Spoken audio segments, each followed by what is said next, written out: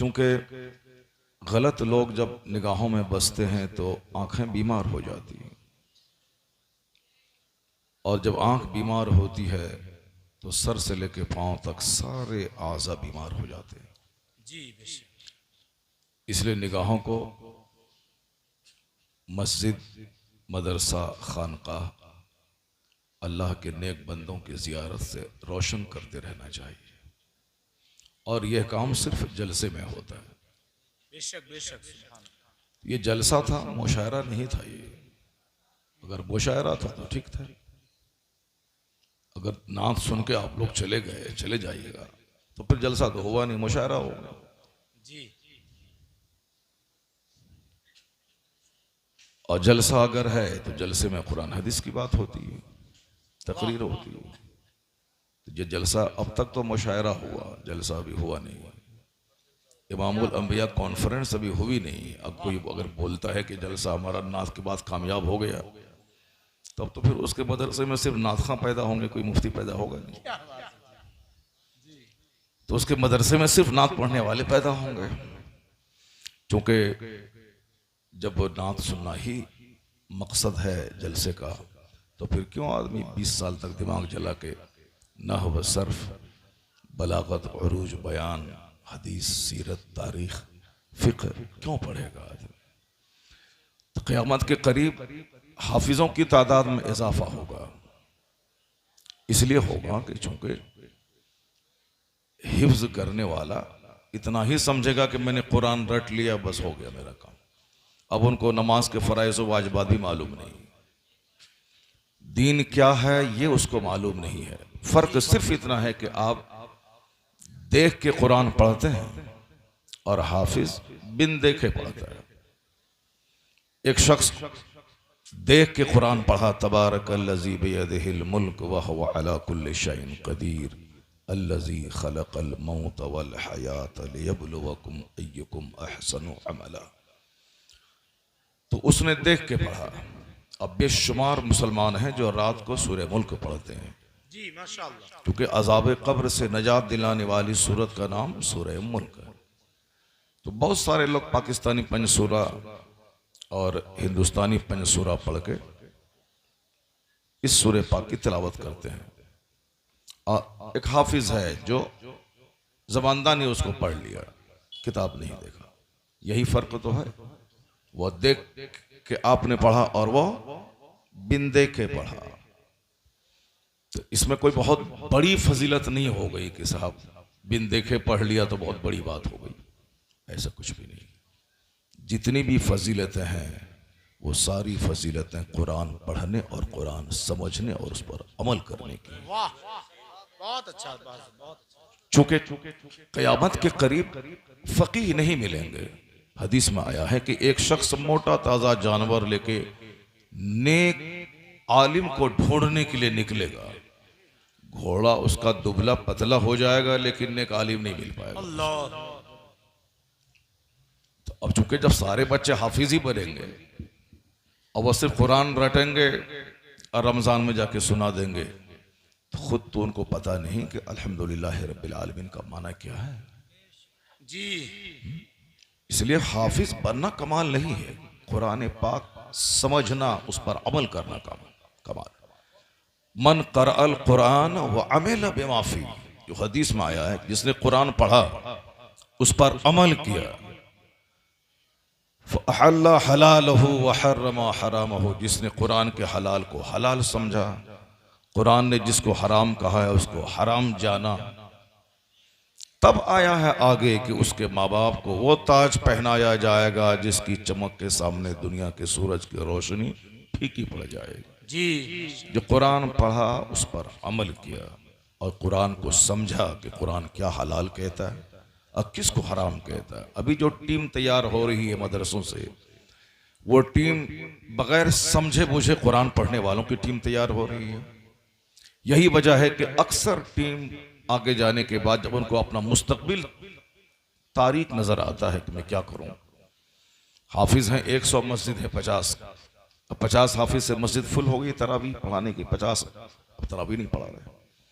अब वो क्या करते हैं कि जब तरावी के लिए जगह नहीं मिली तो अब क्या करना है, चलो इस लाइन में अब पैसा नहीं है।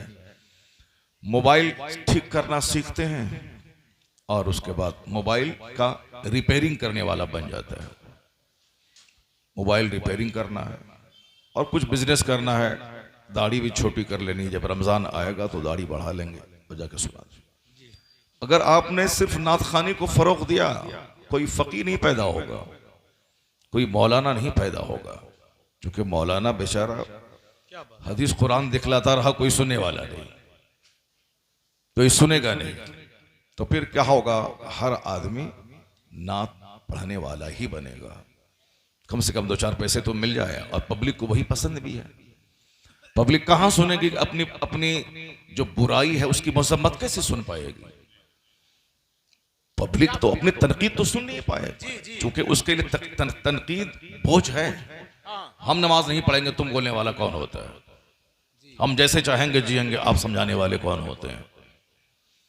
अगरचे हुजूर ने कहा कि मन रा मिनकुम मुनकरन फलयुगय्यिरहु बियदिही।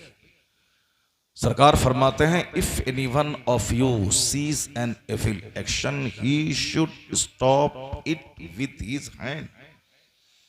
अगर तुमने समाज में बुराई को देखा तो उसे हाथ से रोक देना होगा। यहां तो कोई बुराई के खिलाफ सुनने वाला नहीं है।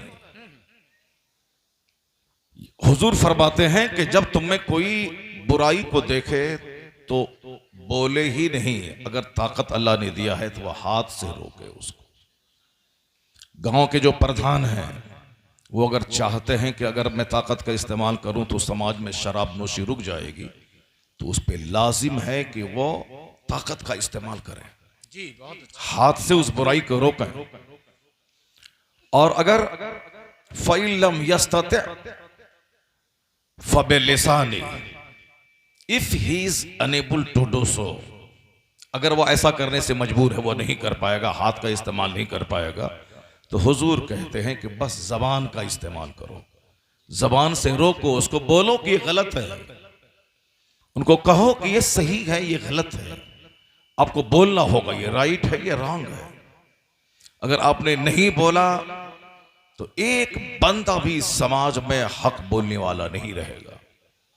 जब हक बोलने वाला नहीं रहेगा तो समाज में नाचने वाले रहेंगे, समाज में उछलने वाले लोग रहेंगे, समाज में सिर्फ गाने बजाने वाले लोग रहेंगे।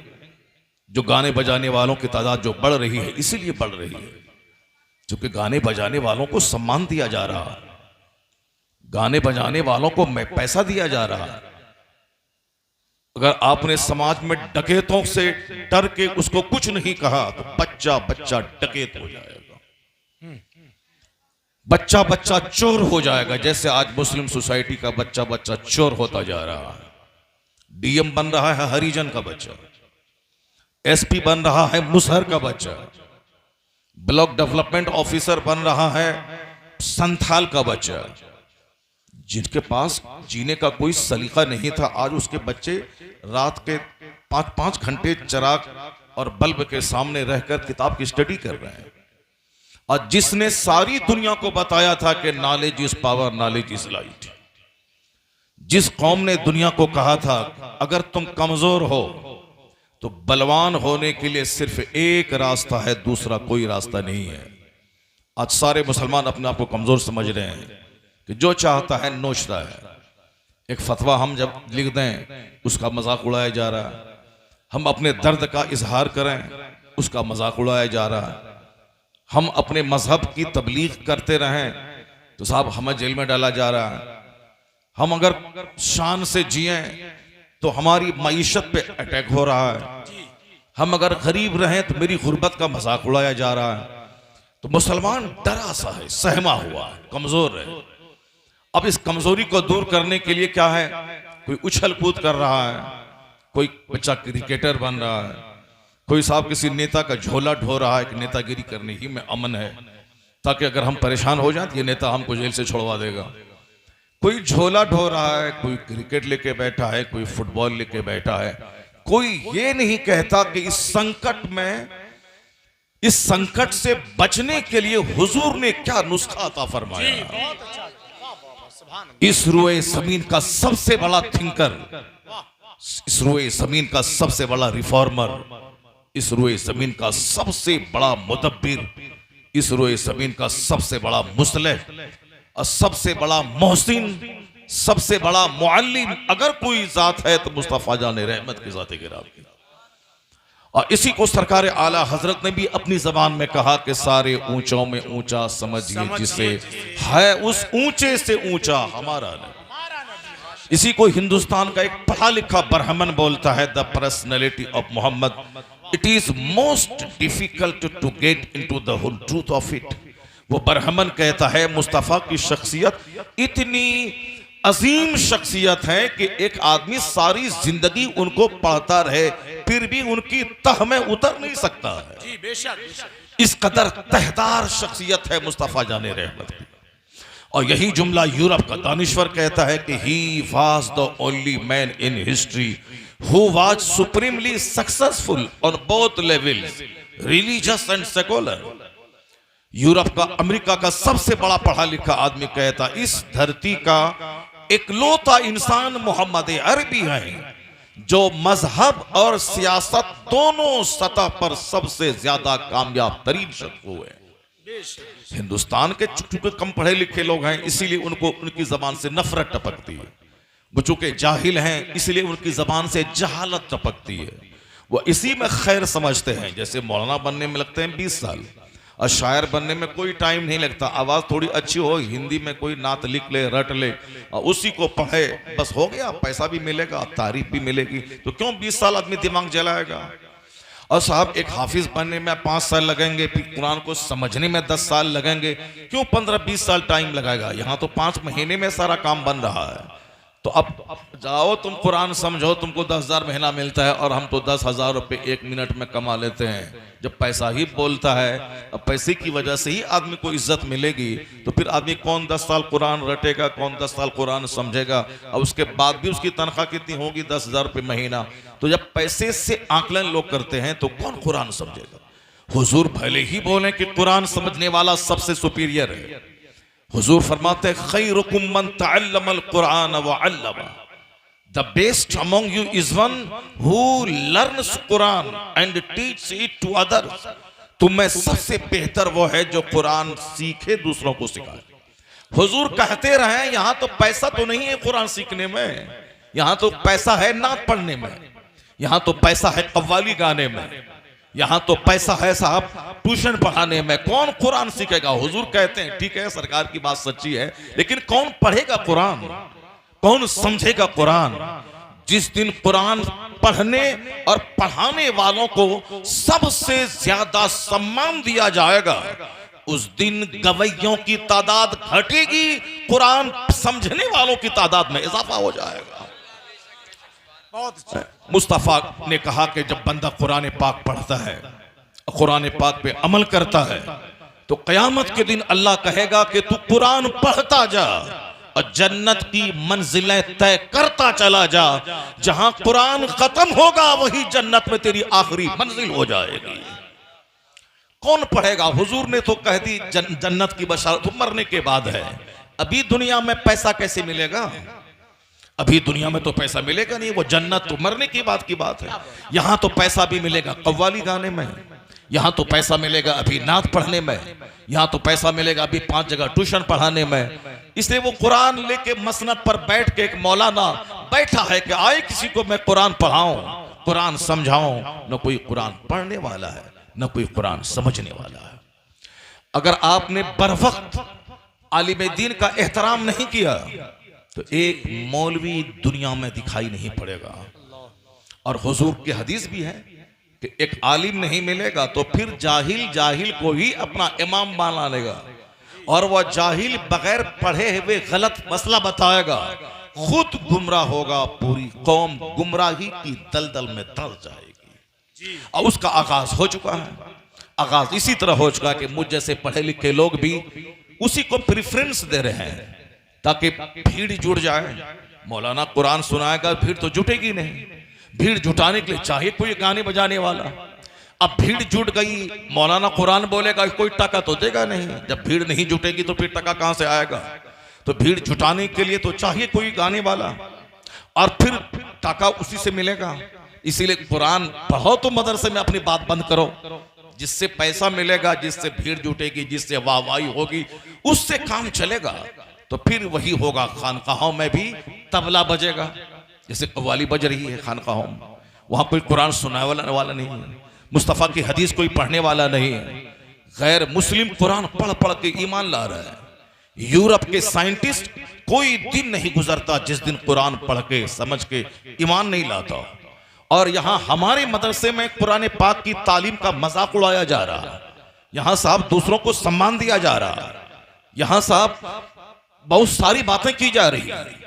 पैगंबर आजम अलैहिस्सलाम ने फरमाया है कि मन तरक सलात मुतअम्मिदन फकद कफर, जिसने जानबूझकर नमाज तर्क की उसने कुफ्र किया।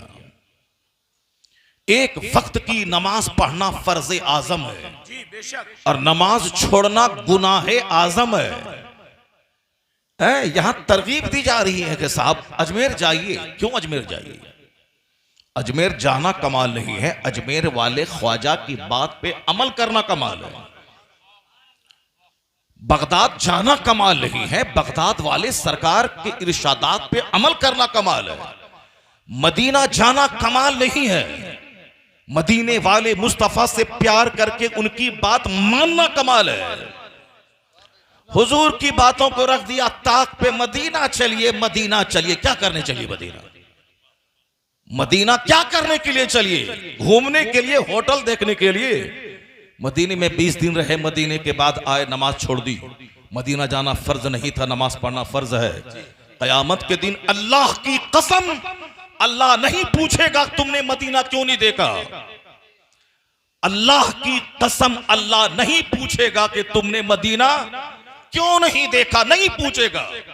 जिस सलाहुद्दीन का नाम तुम लेता है वो सलाहुद्दीन अय्यूबी किबले अव्वल का फातिह, सलाहुद्दीन अय्यूबी मगरबी ताकतों को धूल चटाने वाला।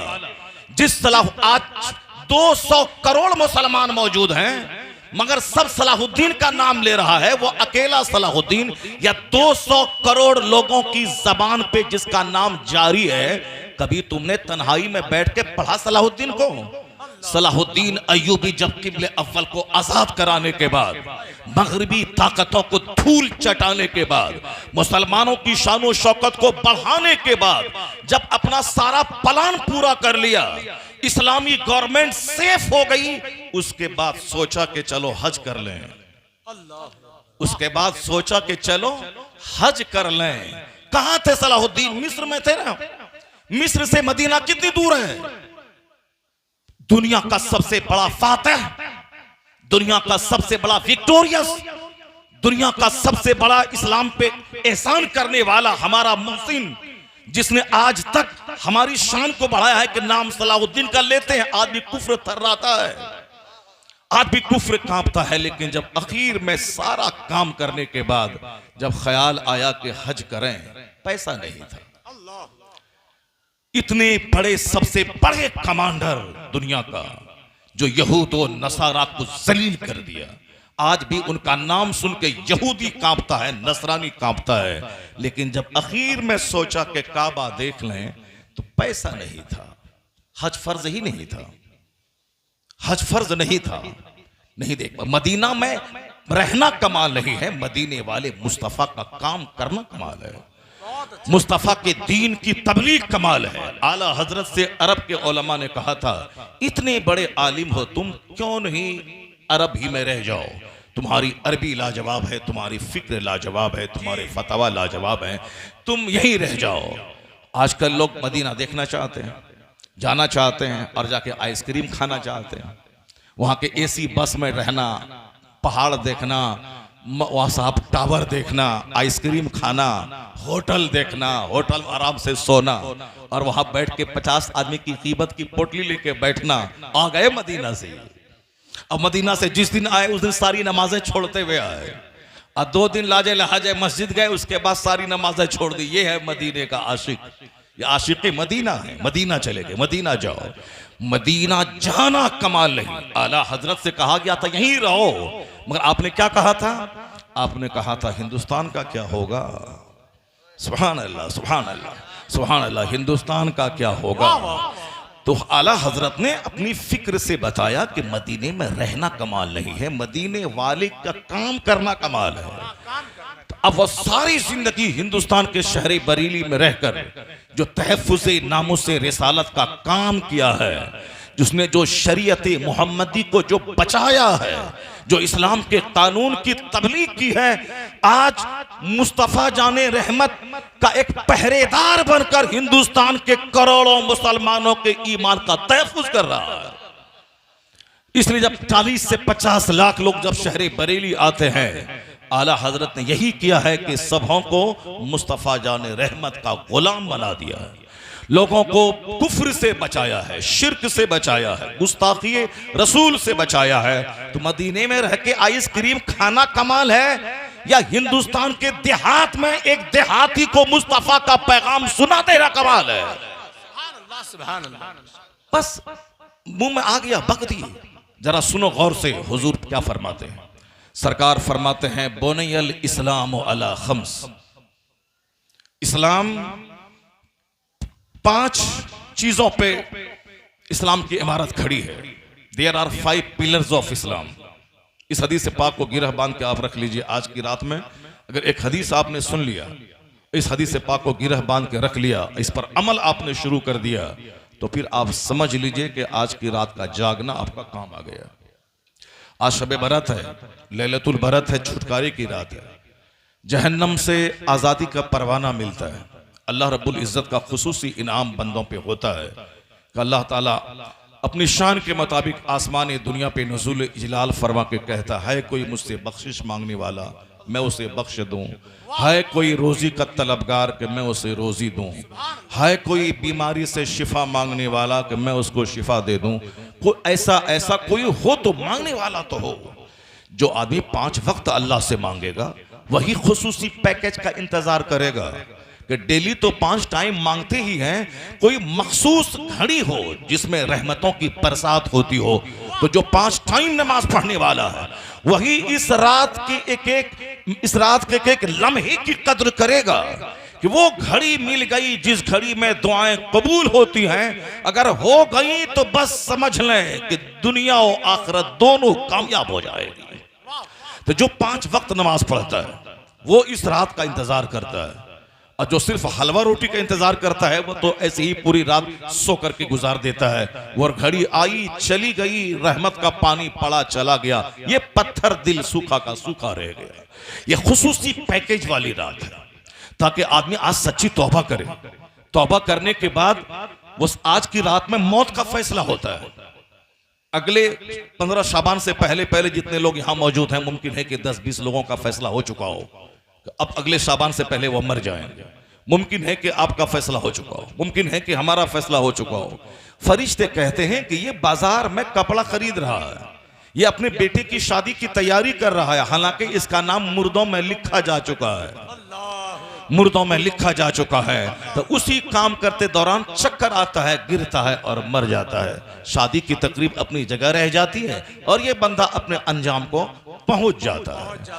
अक्लमंद वो नहीं है जो मकान के पीछे पागल रहे, अक्लमंद वो नहीं है जो जमीन की खरीदारी के पीछे पागल रहे, अक्लमंद वो नहीं है जो अपने बेटे को डीएम और मजिस्ट्रेट बना के चंद पैसे कमाने के लायक बना दे। अक्लमंद वो है जो इस दुनिया में रह के उस दुनिया की तैयारी करे और मरने के लिए तैयार रहे, जैसे मरे जन्नत इस्तिकबाल के लिए तैयार रहे। वाह वाह वाह। हमारे नजदीक अक्लमंद वो है जो जितना पैसा कमाता हो। अल्लाह के नजदीक, अल्लाह के रसूल के नजदीक क्या है? बस आज की इस कीमती और मुकद्दस रात में मैं 2-3 आयतों की तिलावत करता हूँ और सरकार दो जहां की 2-3 हदीस में पढ़ता हूँ ताकि आप उसको सुने और जिंदगी का मकसद क्या है उसको जाने। जमीन खा गई आसमां कैसे कैसे, हुए नामवर बेनिशा कैसे कैसे। सिर्फ जाहिरी हाव भाव को मत देखा करें। बड़ी चमक दमक है, पगड़ी है, जुब्बा है, जैकेट है, ब्रांडेड कपड़ा है, साहब ब्रांडेड शूज है, ब्रांडेड वॉच है, ये कमाल नहीं है। अगर कोई हीरा अगर गिलाजत में पड़ा हुआ है वो हीरा हीरा है, अगर कोई पत्थर गुंबद में लगा हुआ वो पत्थर पत्थर है। यहां तो सिर्फ जाहिरी हाव भाव चटक मटक के पीछे लोग पागल हैं। मकान बने, गाड़ी खरीदें, अच्छा कपड़ा पहने, खान पान हो, शादी ब्याह में लाखों करोड़ों खर्च हो, धूम मचे, प्रधान जी फला साहब। ये सारी बातें इस्लाम नहीं सिखाता है। इस्लाम सिखाता है कि फर्ज को फर्ज समझो, नफल को नफल समझो, वाजिब को वाजिब समझो। मदीना जाना अच्छा काम है मगर ये फर्ज नहीं है। हज जिस पर फर्ज है, जितनी ताखीर करेगा गुनाह कबीरा उसके नामे अमाल में लिखा जाएगा। जिस पर हज फर्ज है वह हज करे, अगर जितना डिले करेगा गुनाह कबीरा, छोटा नहीं बड़ा गुनाह। जैसे शराब पीना हराम, ज़िना करना हराम, सूद खाना हराम।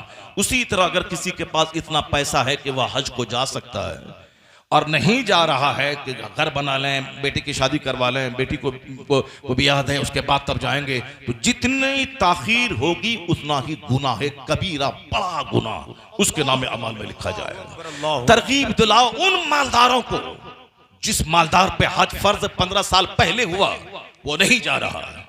उनको बताओ कि हुजूर ने कहा है कि जिस पर हज फर्ज है और हज नहीं कर रहा है, मुमकिन है कि उसकी मौत यहूदी होके हो जाए या नसरानी होके हो जाए। अल्लाहु अकबर अल्लाह। हुजूर की हदीस पढ़ के उसे बताओ कि हज करना फर्ज है। इसलिए कि बहुत सारे लोग नाथखानों की जबानी मदीना सुनकर हज फर्ज है, हज नहीं कर रहा, सिर्फ उम्रा के लिए भाग रहा है। मदीने में लाखों, रमजान में लाखों लोग उम्रा करने जा रहे हैं। उम्रा हज फर्ज है, उस पर उम्रा फर्ज नहीं है, उस पर हज फर्ज है। हज के बहाने तो मदीना देख ही लेगा। अल्लाह क्या फरमाते हैं, उसके तुफैल हज भी खुदा ने करा दिए, असली मुराद हाजिरी उस पाक दर की है।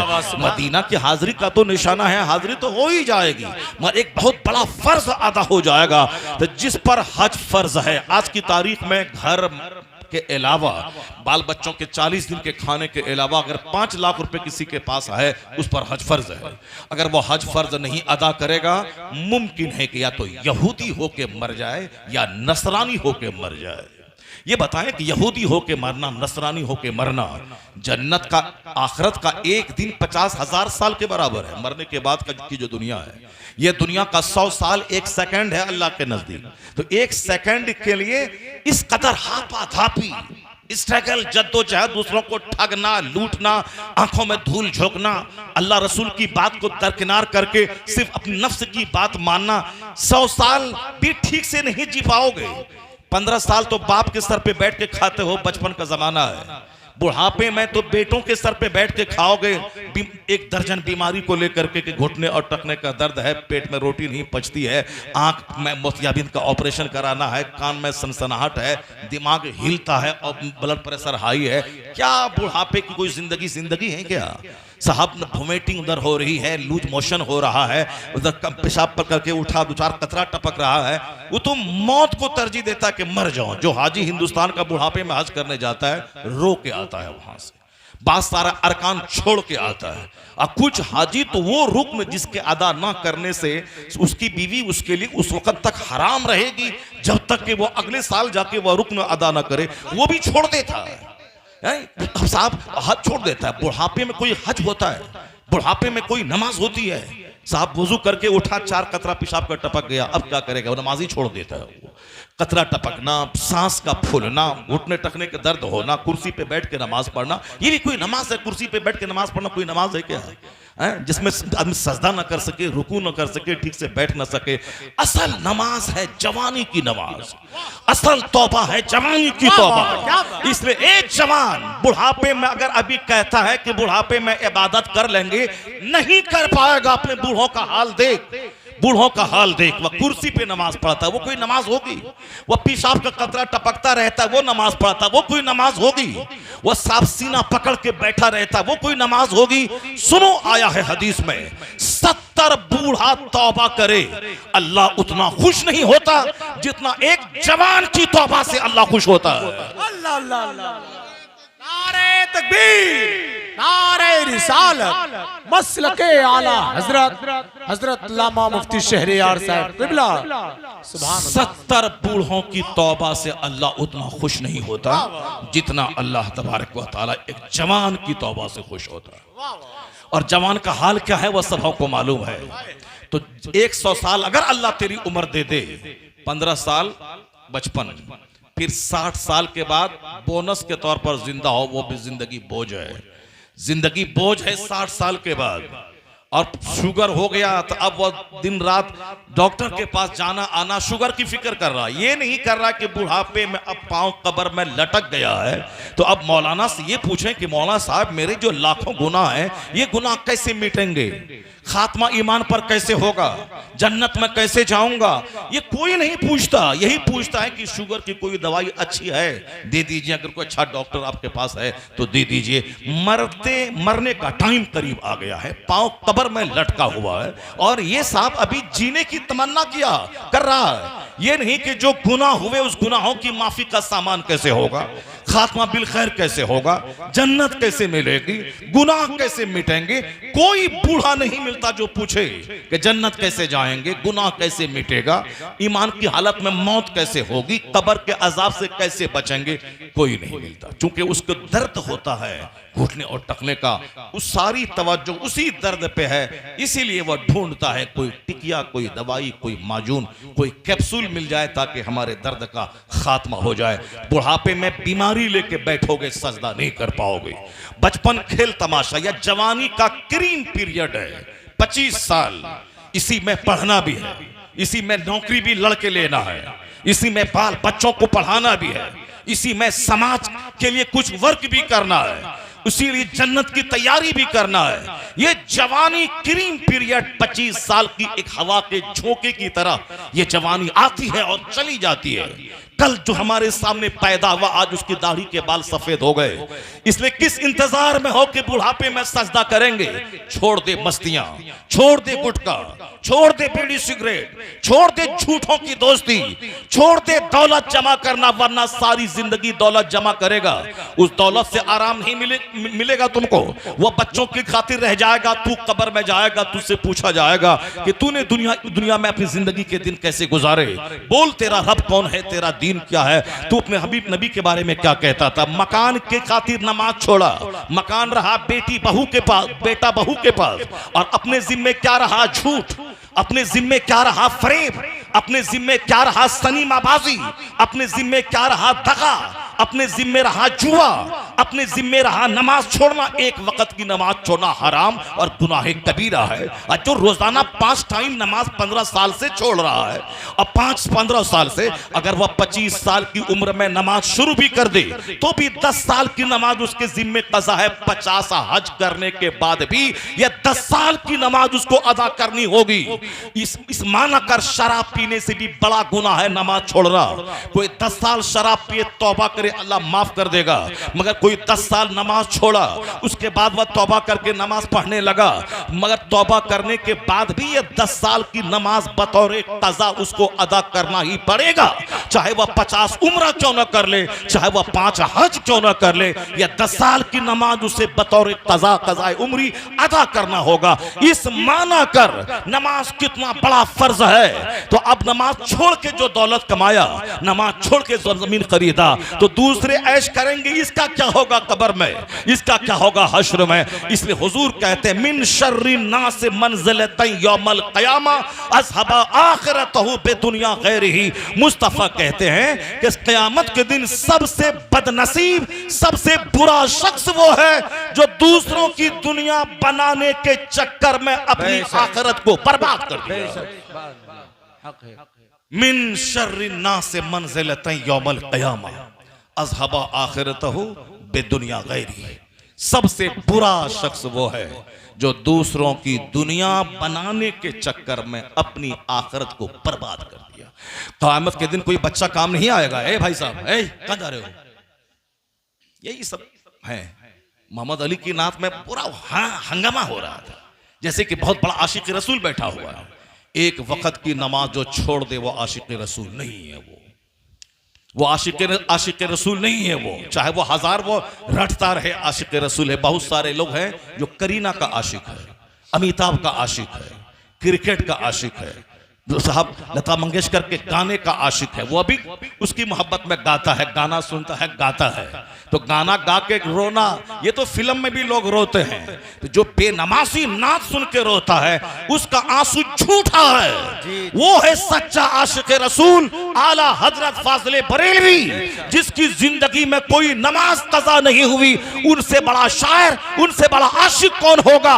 जो मस्जिद में हाथ जमीन पे रख के रगड़ते हुए मस्जिद पहुंचते थे, मस्जिद में जाके नमाज अदा करते थे। नारे तकबीर, नारे रिसालत, मुफ्ती शहरियार साहब क़िबला। झूठी शायरी, नमाज गायब है, ये आशिक रसूल है। वो आशिक रसूल हो ही नहीं सकता है जो बेनमाजी हो। उससे बेहतर था कि मदीना न जाए, वो नमाज पढ़े, मदीना न जाए, वो मुस्तफा की हदीस पर अमल करे, हुजूर की सुन्नत पर अमल करे। बेशुमार उलमा, सूफिया, वली जिसने ख्वाब में मुस्तफा का दीदार इंडिया में किया है, पैसा नहीं था वो हज नहीं किया। ये बात मैं तुमसे इसलिए कह रहा हूं कि बहुत सारे लोग हैं आज हज करके आने के बाद भी नमाज नहीं पढ़ते हैं। बहुत सारे लोग हैं उम्रा करने के बाद भी नमाज नहीं पढ़ते हैं। बहुत सारे लोग हैं जो सिर्फ दूसरों के जज्बात से खेलने के लिए मदीना मदीना की रट लगाते हैं, बगदाद बगदाद की रट लगाते हैं ताकि दूसरों के जज्बात से खेला जाए। ये गलत बात है। इसलिए हमारे यहाँ कोई डीएम क्यों नहीं बनता? चूंकि डीएम बनने पर कोई जोर नहीं देता। हमारे यहाँ नमाजी क्यों नहीं बनते? चूंकि नमाज की फजीलत पे किताब नहीं होता। हमारे यहाँ आलिम क्यों नहीं बनते? चूंकि इल्म की फजीलत पे किताब नहीं होता। इसलिए हर मदरसा वाला सोचता है कि 2 साल में बच्चों को पढ़ा के दस्तार दे दें, पब्लिक से चंदा लें और मकान बनाए, अपना काम चलता रहे। एक बच्चा को हाफिज आला हजरत ने अपने बेटे मुफ्ती आजम हिंद को हाफिज बनाया। आला हजरत ने अपने बेटे हुज्जतुल इस्लाम को हाफिज बनाया। हुज्जतुल इस्लाम ने अपने बेटे मुफस्सिर आज़म हिंद इब्राहिम रजा को हाफिज बनाया। इब्राहिम रजा खान ने अपने बेटे ताजुश शरिया को हाफिज बनाया। वो तो अरट बुढ़ापे में हाफिज बने। आला हजरत तो जब आलिम फाजिल बन के दिन की खिदमत करने लगे तो वह साल से पहले वो 1 महीने में हाफिज बने। पर उनके बाप मुफ्ती नकी अली खान ने हाफिज नहीं बनाया, चूंकि सिर्फ कोरा हाफिज बनना कमाल नहीं है। इल्मे दीन सीखना, आलिम दीन बनना, फकीह बनना, ये कमाल की बात है। सुभान अल्लाह, बेशक सुभान अल्लाह। अभी जो सिर्फ हिफ्ज पे जोर दिया जा रहा है, ये जाहिल हाफिज को जो पैदा किया जा रहा है, इसके कितना मसाइल इसको मालूम है, न दीन इसको मालूम है, न उसको इसके दिल में अल्लाह का खौफ और डर है। इसीलिए तो दाढ़ी है नमाज नहीं है, टोपी है नमाज नहीं है। दाढ़ी मुंडा ले, दाढ़ी मूंडना उतना बड़ा हराम नहीं है जितना बड़ा हराम नमाज़े पंजगाना छोड़ना है। जुब्बा पहनना जरूरी नहीं है, नमाज पढ़ना जरूरी है। सर पे टोपी पगड़ी पहनना जरूरी नहीं है, नमाज पढ़ना जरूरी है। पगड़ी पहनना सुन्नत है, टोपी पहनना सुन्नत है, दाढ़ी रखना सुन्नत है, वाजिब के करीब है। लेकिन अगर कोई दाढ़ी मूंड लेता है तो उतना बड़ा हराम नहीं है जितना बड़ा हराम जोहर असर मगरिब ईशा छोड़ना है। जी दाढ़ी है नमाज नहीं है, जलसे दस्तार बंदी है नमाज नहीं है। क्या है ये तमाशा? ये तमाशा इसीलिए है क्योंकि हमने आपकी अकीदत का गलत इस्तेमाल किया। हमने आपको यही बताया कि हलवा खाना है शब-ए-बारात में। हमने आपको यही बताया कि 11वीं शरीफ में गौसे पाक का बकरा ज़बह करना है, बहुत बरकत हो जाएगी। हमने यही बताया कि तोशे कादरिया करवाना है हर महीने की 11 तारीख को, दौलत आपकी बढ़ जाएगी, दौलत बढ़ जाएगी आपकी। हमने यही बताया आपको। हुजूर ने कहा है अद्दुनिया जीफतुन व तुल्लाबुहा किलाब, ये दुनिया मुर्दार है, उसके तलबगार कुत्ते हैं। अल्लाह समद। और हमने क्या बताया कि हर हफ्ते की जुमरात को तोशे कादरिया क्या करो, दौलत बरस जाएगी। तो अब नमाज है नहीं, अब वो तोशे कादरिया हो रहा है क्योंकि सबको दौलत चाहिए, माल चाहिए। बगदाद जाओगे तो दुआ कबूल होती है, वहां जो चला जाए मालामाल हो जाएगा। इसलिए बंबई का सारा सेट वो बगदाद जा रहा है क्योंकि उसको माल बढ़ाना है, उसको मॉल बनाना है, उसको मार्केटिंग कम्प्लेक्स खरीद करना है, उसको फॉर्च्यूनर गाड़ी खरीदनी है। अगर किसी को पता चल गया कि अजमेर का बाबा फॉर्च्यूनर देता है, इसीलिए वह 20,000 खर्चा करके अजमेर चला गया। वहां नहीं गया कि बाबा 97 ईयर्स आपकी थी और आप 4 साल की उम्र से नमाज पढ़ते थे, 30 साल अपने मुर्शिद का बिस्तर ढोया सफर में, हजर में, और फिर हिंदुस्तान में आके 97 साल का जो आखिरी दिन दुनिया में था, उस दिन भी आपने नमाज नहीं छोड़ी। बाबा मेरे लिए भी दुआ कर दें ताकि मेरा सख्त सीना नर्म हो जाए, मैं भी तौबा करके पक्का नमाजी, सच्चा गुलाम मुस्तफा बन जाऊं। अब वहां कोई नहीं जाता बाबा से दुआ करवाने, ये कहता आप हिंदुस्तान के सुल्तान हैं, हमें मॉल दे दीजिए, हमें प्रधानी के इलेक्शन में जीत दे दीजिए, हमारे बेटे को डीएम बना दीजिए, सामने वाला प्लॉट खरीदना है, पैसा 1 करोड़ है, लगता है उसमें 2 करोड़, 1 करोड़ का इंतजाम करवा दीजिए। ये दुनिया मांगने अजमेर में भीड़ लग रही है और सुन्नी खुश है कि अजमेर में 50 लाख की आबादी, ये सुन्नियों की आबादी है। वो सुन्नी की आबादी, वो तो दुनियादारों की आबादी है, वो तो साहब माल दुकान मांगने वालों की अब भीड़ है। ये वहां कौन जाएगा? वहां अजमेर मोहल्ला जो वहां से वापस आके दाढ़ी छोड़ दे, वहां से वापस आने के बाद नमाज पढ़ने लगे, वहां से वापस आने के बाद झूठ छोड़ दे, वहां से वापस आने के बाद लगे जो गरीब नवाज अपना वतन छोड़ा इस्लाम की खातिर, हमें भी अब घर मकान दुकान कुछ नहीं, हमें जन्नत चाहिए, हमें भी इस्लाम का काम करना है। वो है सच्चा गरीब नवाज का आशिक। अजमेर गया था बेनमाजी और वहां से लौटा नमाजी बन के लौट गया। वो ये है फैजान गरीब नवाज। हमने आपको बताया है फातिहा करना है और गरीब नवाज के आस्थाने पे जाना है, शबे बारात में हलवा बनाना है, 11वीं शरीफ में बकरा ज़बह करना है, मुहर्रम में खिचड़ा बनाना है, ख्वाजा गरीब नवाज की छठी में देग बांटना है। इसीलिए सुन्नी उसी के पीछे लगा हुआ है। हमने बताया आपको कि तुम 12वीं शरीफ के दिन झंडा लहराना है, अपने घरों में लाइटिंग करनी है, एक दिन लाइटिंग करो जन्नत तो तेरी जागीर हो गई। ये हाँ सब रोजाना 5 टाइम मस्जिद कौन जाएगा? कड़ाके की सर्दी में ठंडे पानी से वजू करके नमाज कौन पढ़ेगा? 80 बरस तक जब तक जिंदगी है और डेली नमाज पढ़ना है, फजर से आना है, फिर जोहर में जाना है, जोहर से आना है, फिर असर में जाना है, असर पढ़ के आना है, मगरिब में जाना है, मगरिब पढ़ के आना, ईशा में जाना है, ईशा पढ़ के आके सोए, फिर फजर में जाना है। ये कौन काम करेगा डेली? 12वीं का दिन जुलूस निकालना, ये तो एक दिन का काम है 365 दिन में। लाइटिंग कर दिया, घर अच्छा लगा, जुलूस में निकल गए, फोटो खिंचवा करके व्हाट्सएप पे शेयर कर दिया कि हम जुलूस में निकले हैं, हमने नया बुलेट खरीदा है 12वीं के दिन, नई कार खरीदी है 12वीं के दिन, हमने साहब उसको व्हाट्सएप पे डाला और लोगों ने बताया वाह वाह क्या इन्होंने लंगर बांटा है और जुलूस में शामिल होने में सारे लोगों को शरबत पिलाया है। बस हमारा काम खत्म। अब जोहर छोड़ना हराम था, हराम काम किया, नमाजी नहीं पढ़ा, असर छोड़ना हराम, मगरिब छोड़ना हराम, ईशा छोड़ना हराम, डेली 5 टाइम हराम काम हो रहा है। अब फिर ये एक दिन 12वीं के दिन जुलूस में निकला 2 घंटा, इन्होंने कर्ज अदा कर दिया। इसीलिए सुन्नी जुलूस में ज्यादा है, मस्जिदें वीरान है। सुन्नी अजमेर में है, मस्जिदें वीरान है। सुन्नी 11वीं का बकरा ज़बह करता है, मस्जिदें वीरान है। सुन्नी तोशा कादरिया फातिहा वलीमा और मालिदा बनाता है, मस्जिदें वीरान है। इसीलिए है कि चूंकि हमने आपको इसी का महत्व बताया है, हमने नमाज की फजीलत नहीं बताई। मुस्तफा ने कहा है कि जिसके दरवाजे पे नहर रहे, 5 वक्त वो डेली नहाए, हल यबका मिन दरन ही मिन शय, क्या मैल कुचैल में से कोई चीज बाकी रहेगी क्या? और साहबा ने कहा नहीं, हुजूर फरमाते कज़ालिका मसलु सलवातिल खम्स, यही मिसाल 5 वक्त की नमाज की है, ये गुनाहों को नमाज मिटा देती है। यमहुल्लाहु बिहिन्नल खताया। हमने ये हदीस नहीं सुनाई आपको, हमने सुनाई कि फातिहा करेगा दौलत बढ़ जाएगी, जो तोशक कादरिया करेगा अरबपति बन जाएगा। इसलिए हमारे लोग अरबपति बनने लगे। गरीब आला हजरत कहते रहे मजार का तवाफ हराम है, मगर हमारे लोगों ने नहीं माना। आला हजरत चीखते रहे कि एक चादर सिर्फ मजार पे डाल, चादरों की बाढ़ लगाना दुरुस्त नहीं है, एक चादर लगाना डाल देना ताकि आम कब्रों से अल्लाह के वली की कब्र मुमताज हो जाए, वरना चादर चढ़ाने की रस्म मत बनाओ। आला हजरत ने मना किया। कब्र को हाथ मत लगाओ, 4 हाथ दूरी पे, 4 कदम दूरी पे रहो, कब्र को हाथ मत लगाओ, एक चादर सिर्फ चढ़ी रहे, चादरों की बाढ़ मत लगाओ। यहां साहब आला हजरत कहते रहे कि औरतें जब घर से निकल के जाती हैं तो हर कदम पर लानत होती, अल्लाह के फरिश्तों की लानत बरसती है। अब जब लानत बरसती रही, आते और जाते बरकत कहां से होगी? हमने नहीं माना। हमने मां बहन को ले गया बरेली और अजमेर, आला हजरत चीखते रहे तवाफ कब्र हराम है, और हमने क्या कि नहीं नहीं, तवाफ करने के बाद दुआ कबूल होती है।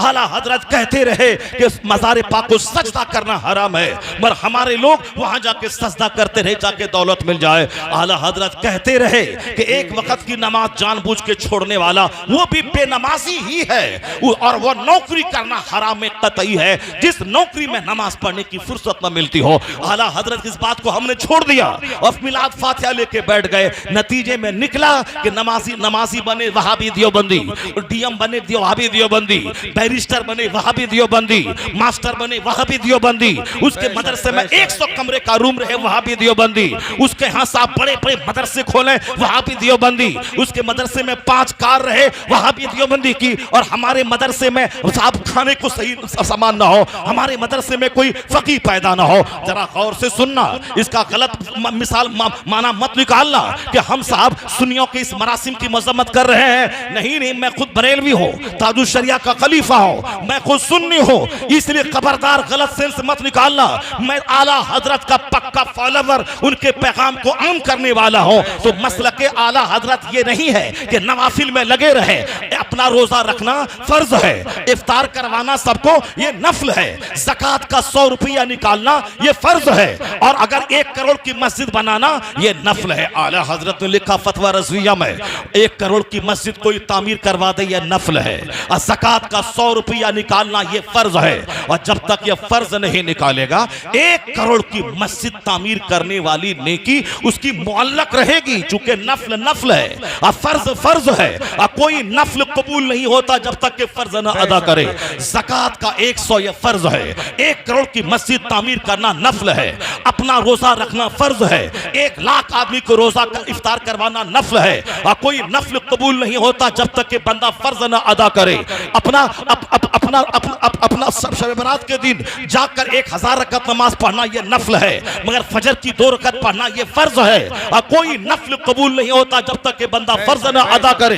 फर्ज फर्ज है, नफल नफल है, 50 आदमी को उम्रा करवाना यह नफल है, अपना हज करना यह फर्ज है, और उस वक्त तक यह नफल कबूल ना होगा जब तक कि बंदा फर्ज ना अदा करे। फर्ज को फर्ज समझना होगा और नफल को नफल समझना होगा। मजार पे जाना नफल है, फातिहा पढ़ना नफल है, औलिया सालिहीन के मजार पे जाके फातिहा पढ़ना यह अच्छा काम है, मगर यह फर्ज नहीं है, और कोई नफल कबूल नहीं होता फर्ज छोड़कर। इसीलिए आला हजरत ने ज़कात का महत्व बताया कि ज़कात का 1 टाका 1 करोड़ नफल खैरात करने से बेहतर है, क्योंकि ये फर्ज है, वो नफल है। क़यामत के दिन फर्ज का सवाल होगा, नफल का सवाल नहीं होगा। अगर फर्ज के साथ नफल मिला हुआ है तो दर्जात बुलंद हो जाएंगे, उनके मराती बुलंद हो जाएंगे, उसका ग्रेड बढ़ जाएगा।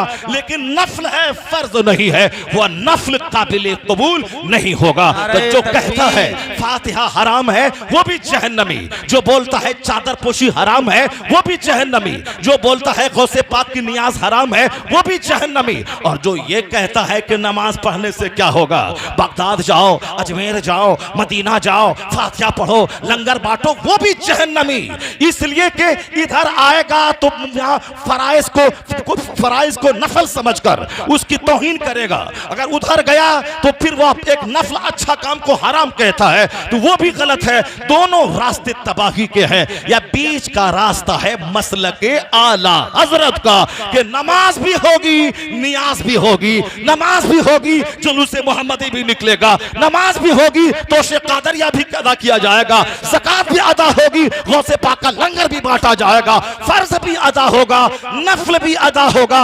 यह सीधा रास्ता जन्नतुल फिरदौस लेके चला नारे तकबीर, नारे रिसालत, उलमाए अहले सुन्नत, मुफ्ती शहरियार साहब क़िबला, नारे तकबीर, इमामुल अंबिया कॉन्फ्रेंस, जश्न दस्तार बंदी, जश्न दस्तार बंदी, नारे तकबीर, नारे रिसाला। यह है मसलके आला हजरत। अच्छी तरह आप समझ गए होंगे मेरी बात जी बेशक। मसलके आला हजरत। बहुत सारे लोग बताशा पे, शकरपाला पे फातिहा दिला के जन्नत जाना चाहते हैं। बहुत सारे लोग बरेली शरीफ में जाके 50 रुपए का गुलाब चढ़ा देने के बाद वो जन्नत जाना चाहते हैं। यहाँ लोगों ने 80 बरस तक एक नमाज नहीं तर्क की। गौसे आजम 40 साल तक इशा के वजू से फजर की नमाज पढ़ते रहे। हम उसका लंगर लेके बैठे हैं, नमाज लेके नहीं बैठे हैं। गौसे आजम ने हमारे लिए इस कदर उन्होंने जीने की राह दिखलाई है कि गौसे पाक को कोई कायदे से पढ़ ले तो वो कभी भी कुफ्र के करीब नहीं जाएगा। आज हमारे घर में एक मैयत होती है तो लोग परेशान हो जाते हैं। एक बच्चा मर जाता है तो लोग, बहुत सारे लोग कुफ्र बक जाते हैं, अल्लाह को ऐसा नहीं करना चाहिए, माअज़ल्लाह, हज़ार बार माअज़ल्लाह। ईमान की खैर मनाइए। ईमान लुट गया है, दाढ़ी और टोपी लेके क्या करेंगे? ईमान लुट चुका है, दाढ़ी और टोपी ढोए जा रहे हैं। डॉक्टर इकबाल आशिक रसूल था, दाढ़ी चेहरे पे नजर नहीं आ रही उनकी तस्वीर में, लेकिन उनसे किसी ने पूछा कि हुजूर आपके अशार में इस कदर चाशनी क्यों है जो आदमी का बदन हिल जाता है, आदमी की फिक्र रोशन हो जाती है, बुज़दिल भी जवां साल बन जाता है, ये कैफियत कैसे पैदा हो, तासीर कहां से पैदा होगी? डॉक्टर इकबाल ने कहा था कि मैंने अशार लिखने से पहले 1.5 करोड़ बार मुस्तफ़ा पे दरूद भेजा है। 1.5 करोड़ बार डेली। अगर 10,000 भी आप पढ़ेंगे तो 1 करोड़ पूरा करने में कितने दिन लगेंगे, बैठ के हिसाब कर लीजिए।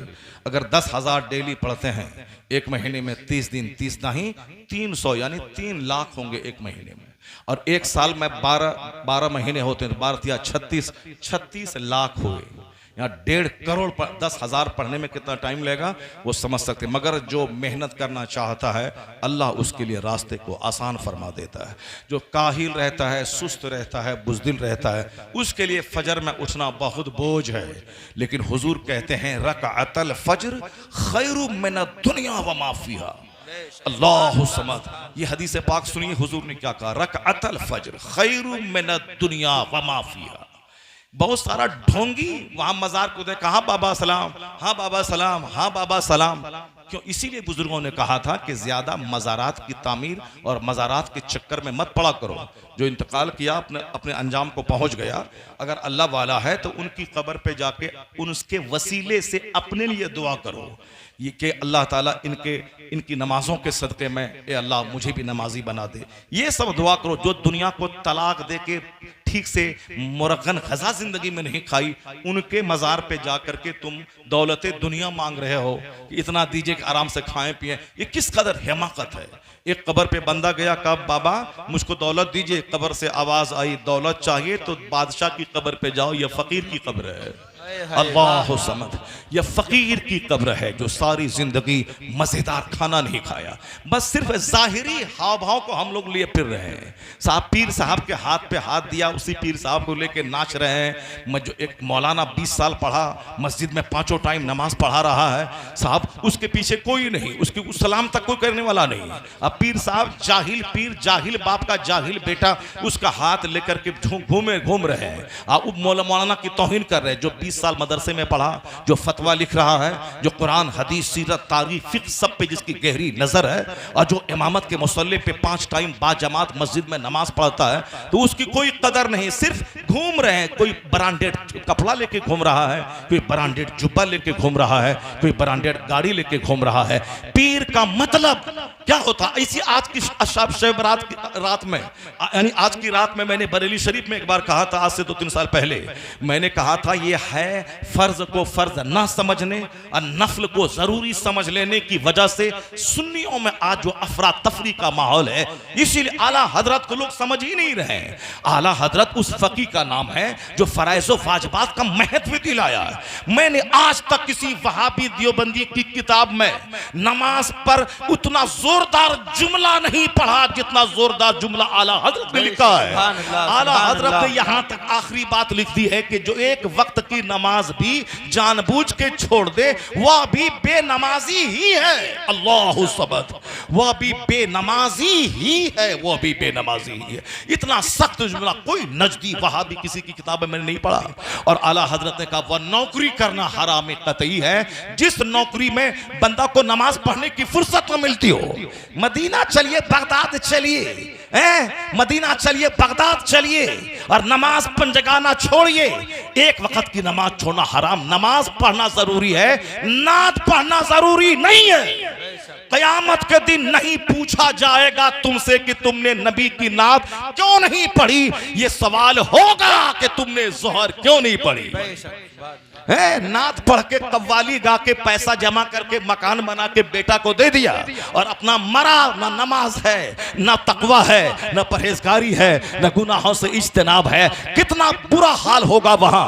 उससे बेहतर है मस्जिद का वो इमाम जो 10,000 महीना कमाता है मगर 5 नमाज नमाज बाजमात मस्जिद में सफे अव्वल पे अदा करता है, उसके पांव के धूल के बराबर जो रोजाना नात पढ़ के 1 करोड़ कमाए, उस इमाम के पांव की धूल के बराबर वो नहीं है।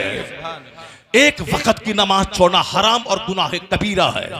एक वक्त की नमाज छोड़ना हराम और गुनाह कबीरा है।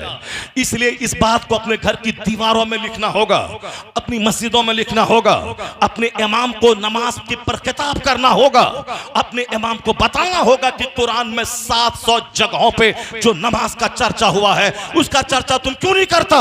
हदीस पाक में जो बेनमाजी का हश्र मुस्तफा ने कहा है कि बेनमाजी का अंजाम फिरौन के साथ होगा, बेनमाजी का अंजाम कारून के साथ होगा, बेनमाजी का अंजाम उमैया इब्ने खल्फ के साथ होगा। ये जो 4 घटिया किस्म के काफिर का नाम हुजूर ने लिया है कि बेनमाजी का हश्र फिरौन के साथ, हामान के साथ, कारून के साथ, उमैया इब्ने खल्फ के साथ क्यों होगा, ये हदीस पाक क्यों नहीं पढ़ के सुनाता है। तुम ये क्यों बोलता कि सुभान अल्लाह बोलो जन्नत चले जाओगे, तुम क्यों बोलता है कि साहब मजार पे जाओ जन्नत चले जाओगे। यही इसीलिए बोलता है कि जो फर्ज है उसको फर्ज रखो और जो नफल है उसको नफल रखो, और जो नफल को फर्ज मत बना दो और फर्ज को नफल मत बना दो, वरना नहीं कबूल होगी तेरी नमाज़ें, नहीं कबूल होगा तेरा सजदा। ईमान को मजबूत करना होगा और मुस्तफा ने जो कुछ का उस पर विश्वास करना होगा।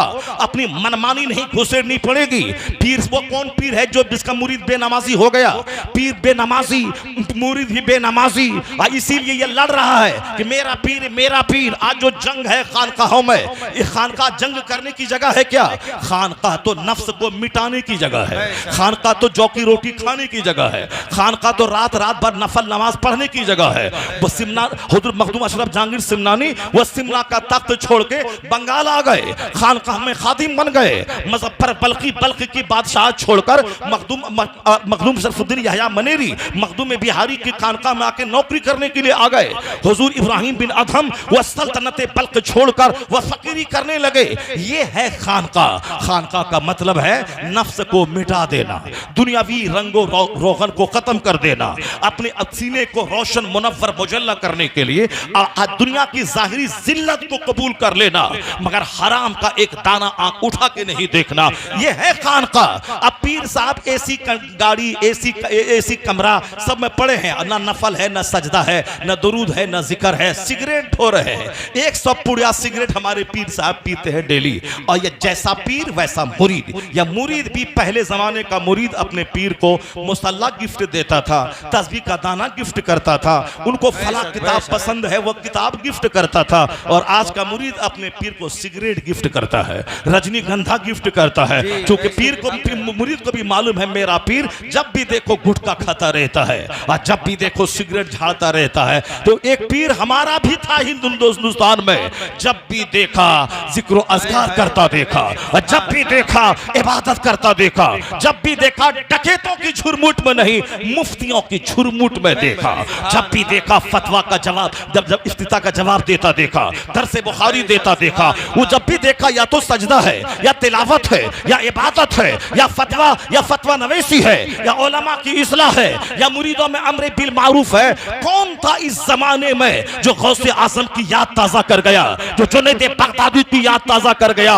उसी को दुनिया 10 करोड़ मुरीदों का मुर्शिदे बरहक अख्तर रजा का अज़हरी ताजुल शरिया। नारे तकबीर, नारे रिसालत, मसलके आला हजरत, फैजाने ताजुल शरिया, फैजाने ताजुल शरिया, मुफ्ती शहरियार साहब क़िबला। नारे तकबीर, नारे रिसालत। भागो भागो, सब भाग जाओ जल्दी से, सब भाग जाओ जल्दी से, सब चले जाओ, सब कुर्सी खाली कर दो, सब भागो। यहाँ तो नाच सुनने में मजा आता है ना, हदीस सुनने में थोड़ी मजा आता है। हदीस सुनने में तो मजा आता नहीं है, और जो बदअमली है उसकी तनकीद सुनने में तो मजा नहीं आता है। गौर करो क्यों नबियों के घरों में आग लगा दी गई, गौर करो क्यों नबियों को शहर बदर कर दिया गया। क्यों? तुमने गौर किया कभी? जनाब नूह अलैहिस्सलाम 950 साल तक दीन का पैगाम सुनाते रहे, 80 लोगों ने कलमा पढ़ा, लोगों ने गालियां दी। तुम आज बोलता है कि टाका लेते हैं इसीलिए बात में असर नहीं रहा, खाना खाते हैं इसीलिए बात में असर नहीं रहा। जाहिल तो जाहिल, पढ़ा लिखा आदमी भी इस तरह की बातें करता है कि टाका लेते। ठीक है, एक रस्म बन गई है, एक रास्ता निकल गया है। पहले जमाने में जिस नहीं होता था। लेकिन अभी एक सिस्टम निकल गया है, मस्जिद के इमाम को भी हर महीने 10,000 देना है, बुखारी पढ़ाने वाले को भी हर महीने 10-20 हज़ार देना है, कुरान पाक पढ़ाने वाले को भी हर महीने 10-20 हज़ार देना है, मुअज्जिन को अजान देने के बदले में भी उनको 5,000 10,000 देना है। एक रास्ता निकल गया है। पहले अजान भी फी सबीलिल्लाह दी जाती थी, इमामत भी फी सबीलिल्लाह की जाती थी, दर्स बुखारी भी फी सबीलिल्लाह, कोई फीस नहीं ली जाती थी। लेकिन चूंकि गए गुजरे माहौल में अगर ये सारा काम न हो, कोई इमाम नहीं मिलेगा, बाज़ाब्ता जमात का सिस्टम खत्म हो जाएगा, अजान देने वाला कोई नहीं रहेगा। चूंकि पहले जमाने में इबादत का शौक था तो इसलिए फी सबीलिल्लाह नमाज पढ़ाने वाले इमाम रहते थे, अजान देने वाले लोग रहते थे। अब चूंकि दुनियादारी आ गई इसीलिए किसी को मुकर्रर किया जाता है ताकि अजान का सिस्टम बंद न हो, जमात का सिस्टम बंद न हो, मदरसे का सिस्टम बंद न हो। तो जब ये सारा सिस्टम चल रहा है तो फिर ये कहना कि साहब लिफाफ लेते हैं तासीर नहीं रही, तो मैं कहता हूं कि तुम नहीं जानते हो इस्लाम को, इसीलिए तुम हसद और जलन में इस तरह की बातें करते हो। तुमने नबियों को पढ़ा, उन्होंने 950 साल तक तबलीग की, एक खाना तक नहीं मांगते थे लोगों से। ला अस्अलकुम अलैहि अजरा, इस तबलीग दीन के बदले में कोई अजर नहीं चाहिए मुझको, न टाका चाहिए न खाना चाहिए। मगर बदले में लोगों ने क्या दिया? गालियां। बदले में लोगों ने क्या दिया? शहर से निकालना। बदले में क्या दिया? लोगों ने कत्ल कर दिया। बनी इसराइल के यहूदियों ने एक दिन में 40 नबियों को ज़बह कर दिया, 45 अल्लाह के वलियों को कत्ल कर दिया। वो अल्लाह के नबी खाना तक नहीं मांगते थे और एक पैसा तक नहीं मांगते थे। कहते थे मैं अल्लाह का नबी हूं, मेरी बात मानो, कुफ्र से बचो, शिर्क से बचो, कलमा पढ़ो, मुझको अल्लाह का नबी मानो, अल्लाह का पैगाम सुनो। एक टाका नहीं चाहिए, खाना तक नहीं चाहिए। लेकिन तुमने देखा लोगों ने घर में आग लगा दी। अभी तो मैं अल्लाह की बात बताता हूं, मुस्तफा की हदीस सुनाता हूं। लोग गले में माला डाल देते हैं, लोग 20,000 का लिफाफ दे देते हैं, लोग जबरदस्त खाना खिला देते हैं। ये और बात है कि आज खाना नहीं खिलाया है, मगर लोग खाना खिलाते हैं, वो खाना चल दस्तरखान बिछता है, खाना होता है, ये सब चलता रहता है। उसके बाद दिन का काम कैसे होगा? वहां तो खाना तक नहीं मांगते थे, एक टाका तक नहीं मांगते थे, घर में आग लगा दी, ज़बह कर दिया उन नबियों को। पता चला कि आदमी का नेचर है, जब उनकी बुराई की मजम्मत की जाती है तो वो इसको सह नहीं पाता है और इस्लाह करने वालों का मुखालिफ और दुश्मन लोग बन जाते हैं। तो जो नबियों की बात सुन के कलमा नहीं पढ़ा, क्या कहेगा उसको? आसमान से बारिश होती है, ज़रख़ेज़ जमीन फसल उगाती है, वही पानी पत्थर पे पड़ता है, मगर पानी ढलक के नीचे गिरता है, पत्थर पे दरख्त नहीं उगता है। तो तुम मौलवी को क्यों मौलवी पर क्यों इल्जाम ठहराता है? मौलवी पर इल्जाम क्यों लगाता है कि इनकी बात में असर नहीं रहा? तुम क्यों नहीं बोलता है कि बारिश का कसूर नहीं, कसूर पत्थर का है जिस पर बारिश हुई मगर फसल नहीं पैदा हुई? तुम क्यों नहीं बोलता कि कसूर तकरीर का नहीं है, कसूर खिताबत का नहीं है? अगर खिताबत का कसूर होता, ये 5 आदमी नमाजी क्यों बनता, 5 आदमी दाढ़ी क्यों रखता, 5 आदमी दीनदार क्यों होता? अगर तुम्हारे दिल में बात असर नहीं करी है तो समझ ले कि मेरा दिल पत्थर क्यों हो गया है, इस पर पानी क्यों नहीं पड़ रहा है, नेकी की फसल क्यों नहीं उग रही है? तो खिताबत को मत कोसो, अपने सीने को कोसो। ये दिल अंधा क्यों हो गया है, ये सख्त क्यों हो गया है, ये नर्म कैसे होगा? जिस दिन तेरा दिल नर्म हुआ, नसीहत का पानी पड़ेगा, नेकी का फूल खिलने लगे। नारे तकबीर, नारे रिसालत, उलमाए अहले सुन्नत, मुफ्ती शहरियार साहब क़िबला। नमाज नहीं पढ़ना है तो तकरीर का कसूर है, नमाज नहीं पढ़ना है तो मौलाना की बात में असर नहीं रहा। मौलाना की बात में असर क्यों रहा वो तो दूसरी बात है, मगर तुम्हारे दिल में मौलाना की बात क्यों नहीं उतरी? तुम्हारा सीना इतना पत्थर क्यों हो गया है? तुम इतने हार्ड क्यों हो गए हो? मैंने कहा था 15वीं शाबान में खानकाहों में जौ की रोटी खिलाई जाती है, सजदा करवाया जाता है, लेकिन आज हल खानकाह में झगड़ा शुरू है, केस मुकदमा है। हम पीर साहब का बड़ा बेटा है, हम गद्दी नशी बनेंगे, क्योंकि बड़े बेटे को हक पहुंचता है। मैंने बाप की बड़ी खिदमत की है। छोटा बेटा बोलता, छोटा बेटा बड़ा लाडला होता है बाप का।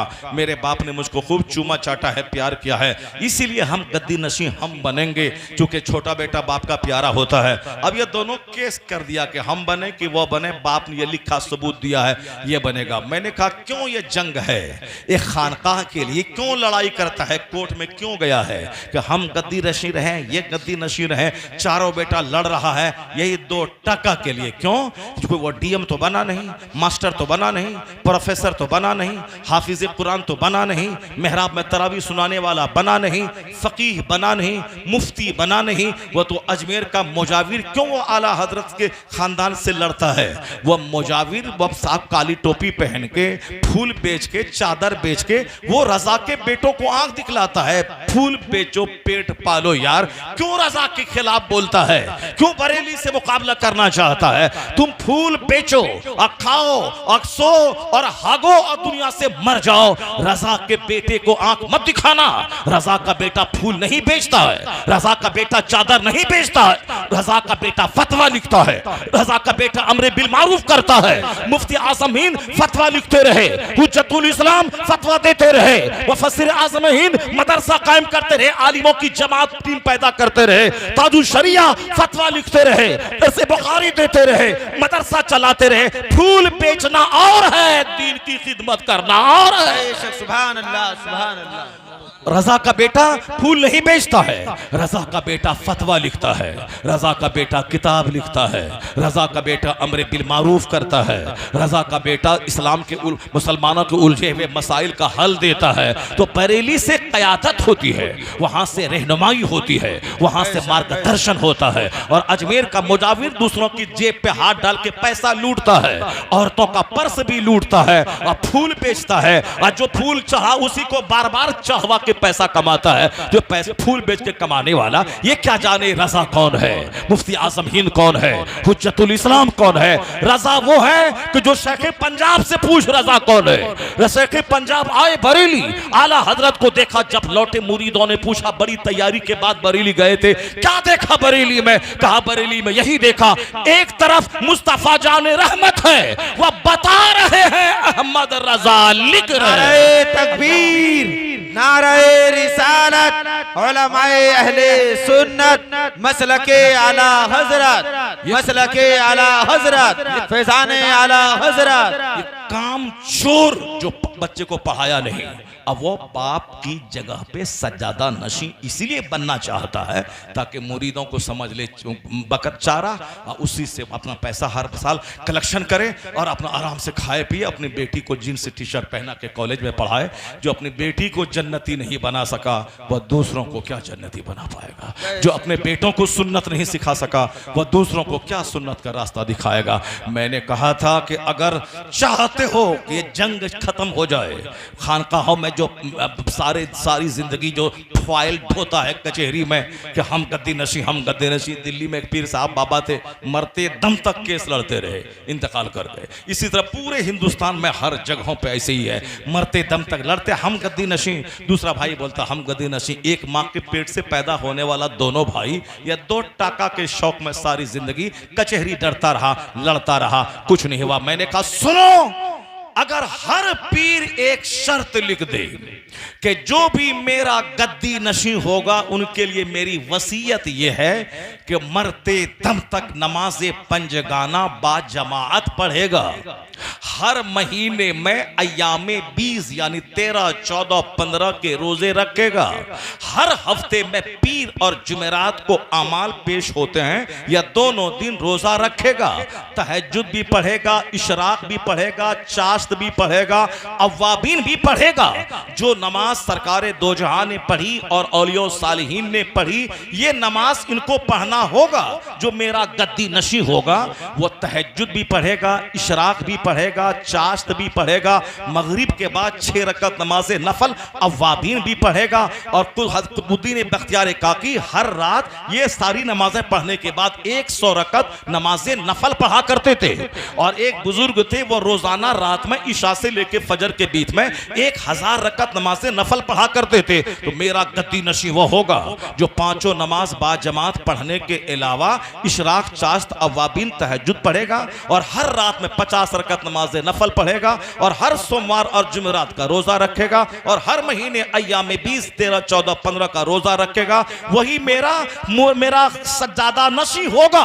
मैं कसम खा के कहता हूं कि अगर कोई पीर ऐसा लिख दिया तो 4 बेटा फाइल लेके कचहरी नहीं दौड़ेगा, वो चारों एक दूसरे पर थोपेगा कि तू ही गद्दी नशी बन जा, तू ही गद्दी नशी बन जा, तू ही गद्दी नशी बन जा, मैं नहीं, तू इसके काबिल है, सब दूसरे पे थोपेगा। इसलिए मसले का हल जहां तबीयत के मुताबिक ढूंढा जाता है, मसले का हल नहीं निकलता। जहां मुस्तफा की सुन्नत और शरीयत के मुताबिक मसले का हल ढूंढा जाए, वो 1 मिनट में मसले का हल निकल आता है। यही वजह है कि डॉक्टर बर्नार्ड शॉ ने कभी कहा था, he must be called the saviour of humanity if a man like him were to assume the dictatorship of the modern world, he must succeed in solving its problems as much needed peace and happiness. मुसलमान चूंकि नबी को पढ़ता नहीं है, इसीलिए वो नहीं जानता है कि सरकार दो जहां के इरशादात में क्या क्या सब नुस्खे पोशीदा हैं। मगर जॉर्ज बर्नार्ड शॉ, यूरोप का दानिश्वर, वो आखिरी बात कह दिया कि इस्लाम के पैगंबर वो मानवता के रक्षक का नाम है, इंसानियत के मुहाफिज का नाम है। अगर दुनिया इस्लाम के पैगंबर को अपना रहनुमा मान ले तो बर्नार्ड शॉ कहते ही must succeed in solving its problems, दुनिया के सारे मसाइल का हल निकल आएगा और यह जलती हुई दुनिया अमन चैन सुकून की जन्नत में तब्दील हो जाएगी। आज घर में लगी है आग, मदरसे में लगी है आग, मस्जिद में लगी है आग, कब्रिस्तान में लगी है आग, मुल्क में लगी है आग। क्यों? तबीयत की गुलामी हो रही है। मन अपना मन जो कह रहा, सब मन चला रहा है। शरीयत पे कोई अमल नहीं करता, कुरान पाक को कोई सामने नहीं लाता, हुजूर की हदीस को कोई सामने नहीं लाता। जबकि आपको मालूम है ये ज़ाहिरी चमक दमक दुनिया के ताल्लुक से कुरान ने क्या कहा है, बस सिर्फ एक आयत में पढ़ता हूँ, चूंकि अब वो वक्त रही नहीं, अब आपको जाना भी है, सहरी भी खाना है, कल रोज़ा भी रखना है और फिर अगर अल्लाह तौफीक दे तो फिर 2-4 रकात नमाज नफल भी पढ़ना है, अल्लाह के बारगाह में रो रो के भीख भी मांगनी है, दुआ भी करनी है। चूंकि वक्त अब कम रहा, बस सिर्फ कुरान शरीफ की एक आयत। चूंकि दुनिया ने ही मुझको मस्जिदों से रोका है, दुनिया की मोहब्बत ही ने शादी ब्याह में फजूल खर्ची करने का पैगाम दिया है। इसीलिए है मालदार होने के बावजूद लड़की वाले के सामने भीख मांगना कि बुलेट देना है, 10,000 रुपए देना है, कार देना है। भूल गए कि हुजूर ने कहा था जो दौलत बढ़ाने के लिए दूसरों के सामने हाथ फैला के भीख मांगता है, कयामत के दिन इस तरह खड़ा होगा, उनके चेहरे का सारा गोश्त झड़ गया होगा। इंतहाई जलील और रुसवा होकर भरी महफिल में, मैदान महशर में वो आएगा जो अपनी दौलत बढ़ाने के लिए दूसरों के सामने भीख मांगेगा। हिंदुस्तान के बेशुमार फकरा जा रहे हैं कहां? हज के मौसम में वहां जाके भीख मांगते हैं, लाखों लाख रुपए कमा के वो इंडिया आते हैं। और सुनिए, ये जो मदीना चलिए की आंधी चली है, हदीस सुनिए मुस्तफा की। हुजूर क्या कहते हैं? सरकार ने फरमाया है, यहुज्जो अग्निया उम्मती लिन्नुज़हा। जरा सुनो, सीना फट जाएगा तुम्हारा। हुजूर को पढ़ाता नहीं हो ना, सिर्फ हुजूर की तारीफ करते हो, सिर्फ 2 पैसा कमाने के लिए। हुजूर को पढ़ो सही। मुस्तफा क्या कहते हैं? यहुज्जो अग्निया उम्मती लिन्नुज़हा व औसातुहुम लित्तिजारा व फुक़राहुम लिलमसअला व उलमाउहुम लिर्रिया वस्सुमा। सीना फट जाएगा अगर ये हदीस पाक ठीक से पढ़ लिया तो फिर सारा खुमार निकल जाएगा। 1 करोड़ गुना है और रट रहे हैं बगदाद चलिए और मदीना चलिए, ये फट जाएगा सीना। आला हजरत चाहते तो हर साल हज को जा सकते थे, मगर अपनी पूरी लंबी जिंदगी में सिर्फ 2 बार हज के लिए गए हैं। और ये 2 बार हज के अलावा वह चाहते तो हर साल मदीना जाते, मगर हर साल मदीना नहीं गए हैं। वो हिंदुस्तान में रह करके हर साल मस्जिद में एतकाफ में बैठते थे आला हजरत। चूंकि हर साल एतकाफ मस्जिद में बैठना ये सरकार की सुन्नत है। आका अलैहिस्सलाम सारी जिंदगी एतकाफ में बैठते रहे और अल्लाह के सारे वली उलमा कराम वो सब भी बैठते हैं। आला हजरत सारी जिंदगी मरते दम तक जो जिंदगी का आखिरी साल था वो हमेशा वो एतकाफ में बैठते रहे, वो मदीना दौड़ के नहीं जाते थे। सुनिए गौर से हुजूर की हदीस सुनिए। हुजूर फरमाते एक जमाना ऐसा आएगा कि मालदार लोग तफरीह के लिए हज करेंगे। यहूद जो अगनिया उम्मती लिन्नुज़हा, हमारी उम्मत के जो मालदार लोग हैं वो हज क्यों करेंगे? तफरीह के लिए। चलो सिंगापुर नहीं जाके मदीना ही चलते हैं, चलो साहब वाशिंगटन डीसी नहीं जा करके मक्का ही चलते। अब तो वहां का मक्का होटल भी 7 स्टार हो ही गया है, वहां इतना बड़ा बड़ा मोटा मोटा गद्दा, एयर फुल एसी, और फिर साहब आराम से खाना पीना। चल तो मदीना ही घूमते। अब तो 2030 के बाद जो 30 का विजन है वहां का हरमैन तैयबन का, जो वहां का जाहिल कामचोर और दुनियादार हाकिम फिलिस्तीन के हजारों लोग मर रहे हैं और ये अपने महल में दादे ऐश दे रहा है, नहीं बचेगी तेरी कुर्सी, तुम्हारा भी सल्तनत, तुम्हारी सल्तनत हिल जाएगी। हुकूमत के दिन तेरे पूरे हो रहे हैं। फिलिस्तीन के शोहदा की आहें रंग लाएंगी। एक यमन का गरीब अपने भाई के लिए साहब वह 24 घंटे मैदान में उतरा है, और जिस पर सारी दुनिया की नजरें हैं कि राजधानी है वो, वहां के लोग मुसलमानों के दर्द में काम आएंगे। ये यहूदो नसारा का दम छुल्ला बन रहा है, उसका साहब उसका तलवा चाट रहा है। ए यहूदी का तलवा चाटने वाले, आज अगर फिलिस्तीन तबाह हो गया तो तुम्हारी सल्तनत भी नहीं रहेगी, रियाद नहीं रहेगा, तेरी हुकूमत नहीं रहेगी। अगर चाहता है कि रियाद रहे, तेरी सल्तनत रहे, अभी पर वक्त इन खबीस यहूदी को लगाम देना होगा, वरना ये 25 ममालिक के बीच में एक यहूदी सबको मार रहा है, सबको डरा रहा है, इसीलिए कि कुर्सी प्यारी है, हमको मारेगा, हम पर बम गिराएगा। तुम हिम्मत करके मैदान में निकल जा, जिस तरह वो नौजवान मैदान में निकला, बोला था 4 दिन में मिटा देंगे, 4 महीने से ज्यादा हो गया, मिटा नहीं पाया।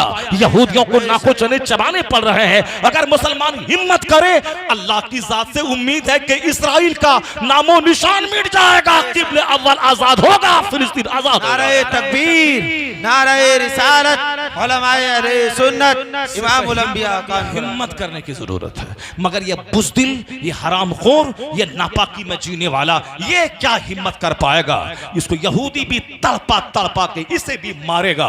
वो दिन करीब आ रहा है, चुन चुन के मारेगा। मारा देखा तुमने, पहले सद्दाम को मारा तो दूसरे आदमी हम मजाक उड़ा रहे थे, इसीलिए चुन चुन के कर्नल कज़ाफी को भी मारा, यासिर अरफात को भी मारा, और सबों को मारा। अगर उस वक्त उस शेर का साथ दिया होता सब, तो पहले ही, आज से 25 साल पहले ही यहूदियों का नामो निशान मिट गया होता। जिस तरह चंद मुट्ठी भर नौजवानों ने हिम्मत दिखलाई है। इत्तेहाद बहुत बड़ी दौलत है, यूनिटी इज स्ट्रेंथ, यूनिटी में बहुत बड़ी ताकत है। अल्लाह ने कहा यहूदो नसारा से दोस्ती मत करना, मगर दोस्ती करके ये तबाह बर्बाद हो गए। अब जरा गौर से सुनिए, इन लोगों ने मक्का मदीना को इस तरह सजा रहा है ताकि लोग घूमने के लिए वहां आए। पहले जब जाते थे लोग हज करने के लिए, मिट्टी रहती थी, वह मिट्टी पांव में लगती थी, उस मिट्टी को लोग आंखों में लगाते थे, और वह मिट्टी पे चलने में जो मजा आता था, 1400 साल पहले की तारीख उसकी निगाहों के सामने रक्स करने लगती थी। और आज एसी में रहना, एसी में घूमने की वजह से घूम तो लेता है, माला तो पहन के एयरपोर्ट से घर आ जाता है, मगर रूहानियत रास्ते ही में लुट जाती है। हर सिर्फ दिखावा है, सिर्फ रियाकारी है, मक्कारी है। हुजूर ने क्या कहा? मेरी उम्मत के मालदार तफरीह के लिए हज करेंगे। एक जमाना ऐसा आएगा, मेरी उम्मत के मिडिल क्लास के लोग जो होंगे, बीच क्लास के लोग, ये तिजारत के लिए हज करेंगे। जैसे अभी टूर ऑपरेटर का एक सैलाब आया हुआ है कि हम 10 आदमी को लेके जाएंगे और वो उम्रा करेगा, हम पैसा कमाएंगे। एक सैलाब है टूर ऑपरेटर का, हर वजू खाने में, हर मस्जिद की दीवारों में हर आदमी टूर ऑपरेटर बन रहा है। 5 हमको आइए, हमको दीजिए, 5 आदमी हमको दीजिए, 4 हमको दीजिए। हुजूर ने क्या फरमाया? मेरी उम्मत के मिडिल क्लास के लोग तिजारत के लिए हज करेंगे, मालदार नुज़हत तफरीह के लिए हज करेंगे। और हुजूर ने क्या कहा? मेरी उम्मत के जो फुकरा होंगे, गरीब होंगे, ये गरीब मांगने के लिए हज करेंगे, ये मांगने के लिए। जिस तरह अभी पाकिस्तान और इंडिया के लोग, वहाँ बांग्लादेश के लोग खास करके आगे रहते हैं, यहाँ का अपाहिज लूला लंगड़ा सबको लिया, वीज़ा पासपोर्ट किया और ले गया, वहाँ छोड़ दिया, और रोज़ाना के हिसाब से लाखों रुपए बांग्लादेश, पाकिस्तान, इंडिया के वैल्यू के हिसाब से हो जाता है। और इतना रुपया बांध के वो आता है, 1 लाख उस अपाहिज को दे दिया, बाकी करोड़ों रुपए अपना कमाया। और सुनो आखिरी बात, जो बात मैं कह रहा हूँ, हजरत हम मस्जिद के इमाम हैं, हमको मदीना देखना है। अपने वो मस्जिद के इमाम साहब को मतवली भेज दिया, आप भी हमको भेजिए, मदीना जा रहे हैं। अब इससे पैसा मांगा, उससे पैसा मांगा। हज के लिए भीख मांगना हराम है। हज के लिए कर्ज लेकर के भी कोई हज को ना जाए, कर्ज लेकर के भी कोई हज को ना जाए, और हज के लिए भी सवाल करना हराम है। फर्ज है तो जाओ, अगर फर्ज नहीं है तो जो फर्ज है वो करो। नमाज फर्ज है, पढ़ता नहीं है, और हज का शौक ये शौक शैतानी है। नमाज फर्ज है, पढ़ता नहीं है। जो पंजगाना फर्ज आजम सबसे बड़ा फर्ज, हज सब पर फर्ज है नहीं, ज़कात सब पर फर्ज है नहीं। जब नमाज सब पर फर्ज है, अमीर गरीब देहाती शहरी बूढ़ा जवान सब पर फर्ज है। गरीब रहे तब फर्ज है, कपड़ा ना रहे नंगा पड़े नंगा फर्ज है, घर में पढ़े गड्ढा खोद के पढ़े, खड़ा ना हो सके लेट के बैठ के पढ़े, बैठ ना सके लेट के पढ़े, जब तक सांस की खरखराहट जारी है नमाज माफ नहीं है। नमाज पढ़ने में पैसा नहीं लगता है, मगर हज सब पर फर्ज नहीं है। जिसके पास माल है उस पर हज फर्ज है, जिसके पास माल है उस पर ज़कात फर्ज है। तो जो माल वाला है वह तो हज को जाता नहीं है। और ये मौली साहब जो मस्जिद में इमाम है, पैसा दीजिए हम हज को जाएंगे, और पैसा दीजिए हम मदीना जाएंगे, रमजान मदीना में गुजारेंगे, रमजान मदीना में गुजारेंगे। क्यों? इसलिए ताकि लोग जाने कि ये मदीना में रमजान गुजारता है, ताकि ये जाने कि ये हज करके आया है। सुनो मुस्तफ़ा क्या कहते हैं, एक जमाना ऐसा आएगा कि मेरी उम्मत के जो उलमा हैं वो रियाकारी के लिए हज करेंगे, सिर्फ दिखाने और सुनाने के लिए, रिया व सुमा, दिखाने और सुनाने के लिए हज करेंगे। गाँव कहाँ लुट गए तुम, यहाँ है कि साहब हुजूम जा रहा है, हम जा रहे हैं। जो फर्ज है वो अदा नहीं कर रहा है, और जो फर्ज नहीं है उसका शौक अगर दिल में है, यह शौक शैतानी है। यह अल्लाह की तरफ से यह शौक नहीं डाला गया है, यह शैतान की तरफ से। हाँ, जो नमाज पंजगाना का पाबंद है, जो मुस्तफ़ा की सुन्नतों पे अमल करता है, वो अगर मदीने पाक की हाजिरी का शौक दिल में पाल रहा है, वह दूसरों के सामने भीख नहीं मांग रहा है कि मैं नात पढ़ रहा हूं, आप टाका हमको दीजिए, और ये टाका मदीने में खर्च करेंगे ताकि ये जाहिल मदीने का नाम सुन के मुस्तफ़ा के दीवाने पैसा इसको दे दें, और ये मदीना में खर्चा करेगा, यहाँ कपड़ा खरीदने में खर्चा करेगा, कि फिर यहाँ से टैक्सी का खरीदने में खर्च करेगा। नहीं, मदीना में खर्च करेंगे। लोगों ने दिया मदीना का नाम, मदीना के नाम पे ये क्यों भीख मांग रहा है? असल में इश्क रिसालत वो है, नमाज फर्ज अदा कर रहा है, मदीना जाने का शौक है, वो रात के सन्नाटे में तहज्जुद पढ़ने के बाद अल्लाह से भीख मांगता है, इलाही तू अपना हरम मुझे दिखा दे, अपने महबूब का हरम दिखा दे, तू इंतजाम फरमा दे। तब अल्लाह तबारक व तआला वहां से नवाजता है जहां से बंदा सोच नहीं सकता है। मुफलिसी में भी मदीने का सफर हो जाए जिस पे सरकारे दो आलम की नजर हो जाए। भीख क्यों मांगता है?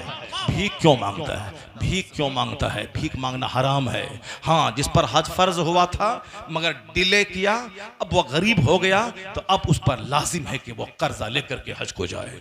यह सजा है कि हज में डिले क्यों किया, लेट क्यों किया। Islam is based on 5 pillars, बुनियल इस्लाम अला खम्स। इस्लाम की इमारत 5 चीजों पे है। पहली चीज शहादत, testifying that there is no God but Allah and Mohammed is the messenger of Allah सल्लल्लाहु अलैहि वसल्लम।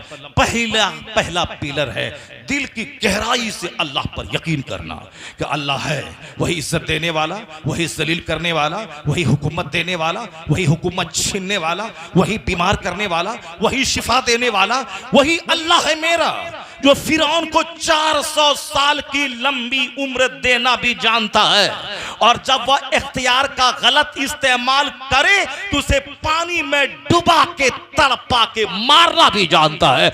यह विश्वास करना होगा। ऐसा नहीं कि ऐसा होगा तो ऐसा होगा, वैसा होगा तो वैसा होगा, ये नेता की वजह से हो गया, मौलाना की वजह से हो गया, पीर की वजह से हो गया, जोहला की वजह से हो गया। यह विश्वास करना होगा, कुलिल्लाहुम्मा मालिकल मुल्क तुतिल मुल्क मन तशा व तंज़िउल मुल्क मिम्मन तशा। सारे बादशाहों का बादशाह बादशाह है वह खुदा जिसे चाहता है इज्जत देता है, जिसे चाहता है जलील करता है, जिसे चाहता है सल्तनत देता है, जिसे चाहता है भीख मंगवा देता है। इसलिए विश्वास करना होगा मेरा खुदा वो है जो हुकूमत देना भी जानता है, अगर गलत इस्तेमाल हो हुकूमत का तो हाथ में कटोरा देकर भीख मंगवाना भी जानता है। यह विश्वास करना होगा कि रब वही है। ऐसा नहीं कि हम ऐसा करेंगे तो वैसा हो जाएगा, हम वैसा करेंगे तो वैसा हो जाएगा।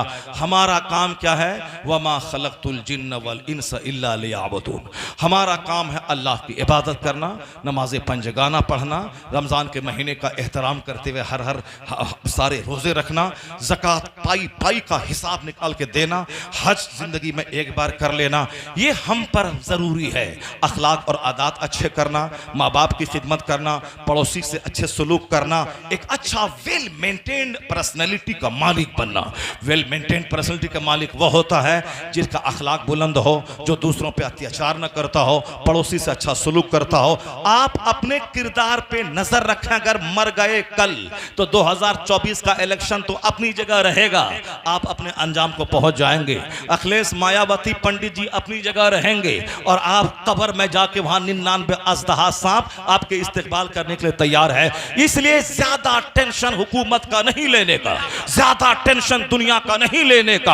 अपने बच्चे को पढ़ाएं, उसको मकसद हयात बताएं, अल्लाह का डर उसकी घुट्टी में पिलाएं। अगर कोई हुकूमत वाला बोले दाढ़ी मूंड तब नौकरी दूंगा, कोई लड़की बोले कि तुम कलमा छोड़ तब मैं तुझको मिल जाऊंगी, तो मेरा बेटा इस काबिल रहे कि नौकरी मिले ना मिले, वह बोले मजदूरी करके खा लूंगा मगर ईमान का सौदा नहीं करूंगा, सारी जिंदगी कुंवारा रह जाऊंगा मगर ईमान का सौदा नहीं करूंगा। अगर बेटी की गुट्ठी में पिलाया और कोई लड़का 5 करोड़ देके तेरी बेटी का ईमान लूटना चाहा तो तेरी बेटी बोलेगी जिंदगी भर कुंवारी रह जाऊंगी, इस्लाम का सौदा नहीं करूंगी। तुम पर मकान बनाना फर्ज नहीं है, अपने बच्चों की गुट्ठी में इस्लाम पिला देना फर्ज। क्या बात है, जिंदाबाद, नारे तकबीर, नारे रिसालत, मसलके आला हजरत, जश्ने दस्तारबंदी, तालीम इसके अलावा और कुछ नहीं।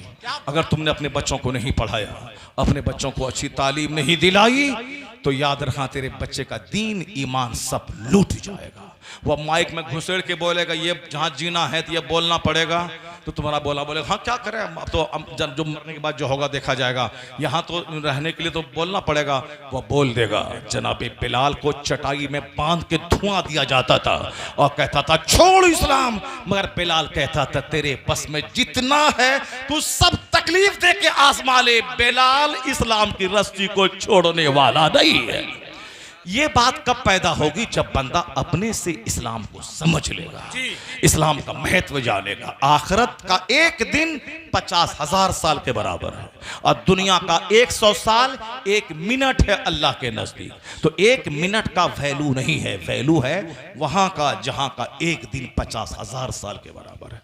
इसीलिए अपने घर में आखिरत का चर्चा, कुरान शरीफ का चर्चा बहुत जरूरी है। कुरान में सबसे बड़ा टॉपिक आखिरत है। सबसे ज्यादा जिस मैटर को कुरान शरीफ में जगह दिया गया है वो आखिरत है, वो जन्नत है, वो जहन्नम है। यही है पूरा 30वां पारा पढ़ लीजिए ना, अम्मा यतसालून से लेकर क्लोज बिन नास तक हर सूरत में सिर्फ कयामत का चर्चा, जहन्नम का चर्चा, जन्नत का चर्चा। सूरह मुल्क उठा के देखिए, सूरह दुखान पढ़िए, सूरह यासीन पढ़िए, सूरह मुज़म्मिल पढ़िए, सूरह हदीद पढ़िए। कुरान पाक में जिस आयत को टच कीजिए सिर्फ आखिरत की ही बात है। और सबसे ज्यादा कम चर्चा हमारे और आपके घर में जिसका होता है वो आखिरत है। सबसे ज्यादा कम चर्चा, डॉक्टर बनना है, इंजीनियर बनना है, प्रोफेसर बनना है, डीएम बनना है, यह सब चर्चा डेली है। मगर जन्नती बनना है, अच्छा इंसान बनना है, नमाजी बनना है, मुस्तफ़ा का गुलाम बनना है, हराम काम से बचना है, फर्ज वाजिब सुख से अपने आप को सजाना है, यह चर्चा ही नहीं होता। अब अगर बच्चे काफिर हो जाएं तो कसूर तो बाप का है जिसने बच्चों को इस्लाम सिखाया ही नहीं। वो तो दुनिया को देखता है कि हाव भाव मकान क्या है, इसी को देखता है। सुनो, रियाजुस सालिहीन में एक रिवायत है, वह 3 बच्चे, जिन 3 बच्चों ने माँ के गहवारे में बात की है, वह 3 बच्चे में एक बच्चा तो जनाब ईसा अलैहिस्सलाम है। जिस वक्त उन्होंने माँ की गोद में बात किया है कि ऐ लोगों, मैं अल्लाह का बंदा, अल्लाह का रसूल हूँ, उन्होंने गवाही दी। जब लोगों ने उनकी माँ पे इल्जाम लगाया कि ये बच्चा कहाँ से आया, तो जनाब मरियम ने इशारा किया जनाब ईसा की तरफ, तो जनाब ईसा अलैहिस्सलाम ने ये कहा कि इन्नी अब्दुल्ला, वह बात कही आपने। फिर नॉर्मल जब बच्चा बोलने लगता है उस उम्र में जाके आपने बात की। और एक बच्चा वो जो बच्चा माँ की गोद में बैठ के दूध पी रहा था, और सामने से एक शख्स घोड़े पे सवार जर्क बर्क लिबास पहन के ठाठ पाठ के साथ मस्ती करता हुआ अपने गुलामों की झुरमुट में जा रहा था। माँ का दिल सॉफ्ट और नर्म होता है। माँ तो कहती है कि मेरे लाल का मुस्तकबिल रोशन हो, मेरे लाल का हाथ दूध और चावल में हमेशा डूबा रहे, मेरे लाल को कोई तंगी ना हो।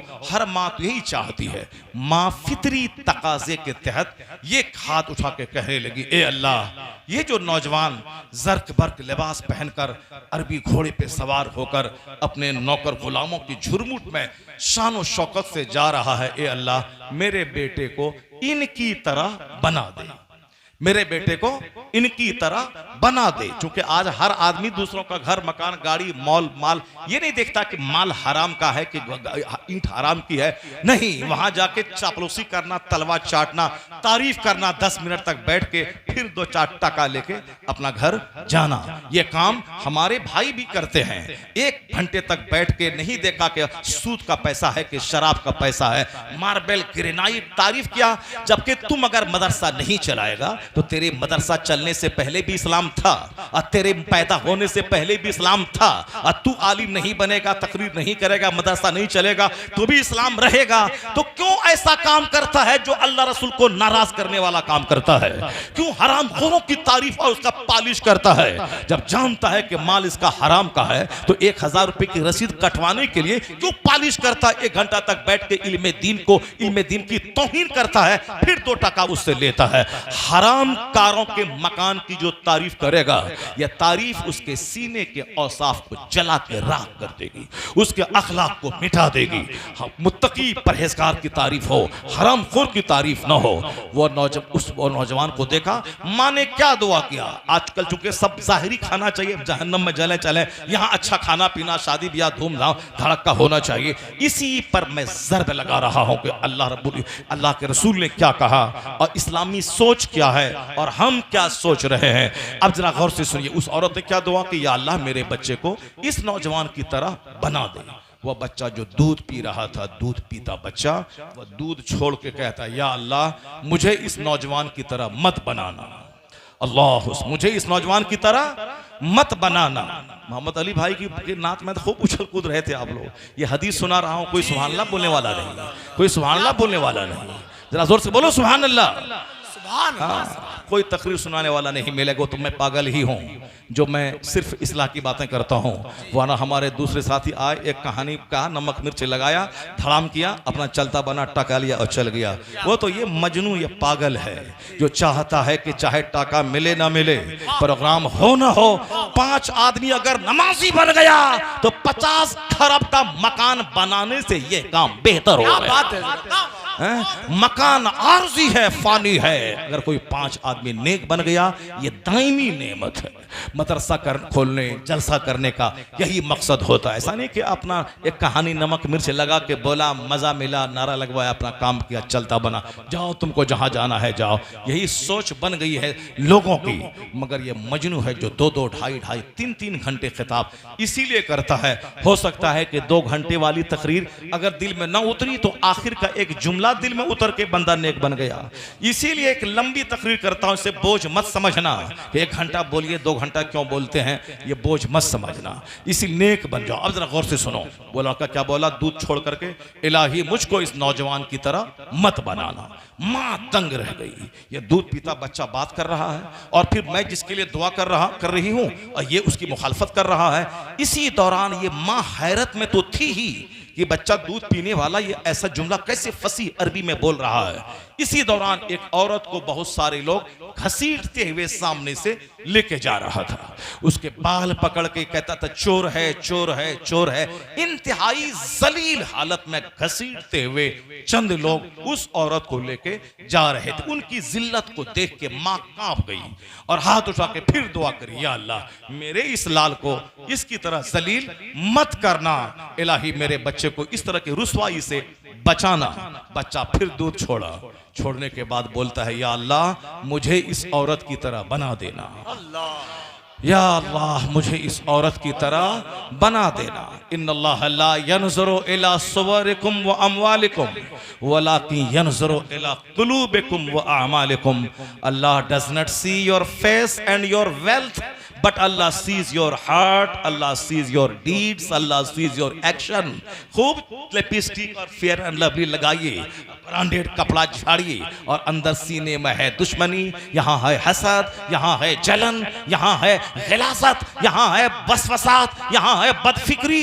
दिल को रोशन कर कद अफलहा मन तज़क्का, वो कामयाब हुआ जो अपने आप को सुथरा किया, अल्लाह का नाम लिया, नमाज पढ़ी, दुनिया से ज्यादा आखिरत को तरजीह दिया।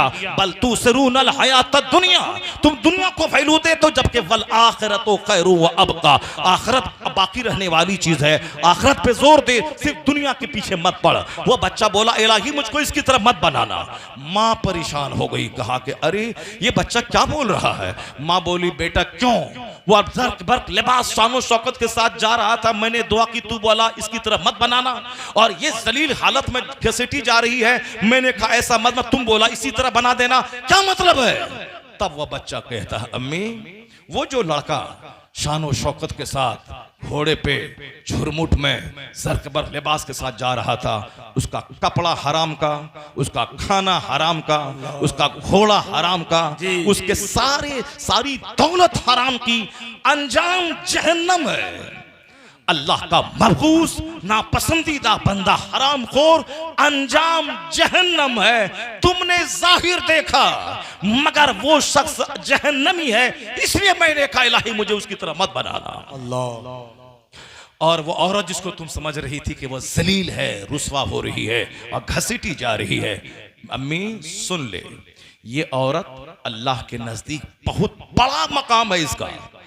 ये नमाजों की पाबंद, गुनाहों से बचने वाली और बहुत बुलंद मर्तबा इसका है। लोगों ने चोरी का गलत इल्जाम लगा के इसको घसीट रहा है, जबकि अल्लाह के नजदीक उसका मकाम बहुत बुलंद है। ये जन्नती खातून है, लोगों ने गलत चोरी का इल्जाम लगा के लोग घसीट रहे हैं।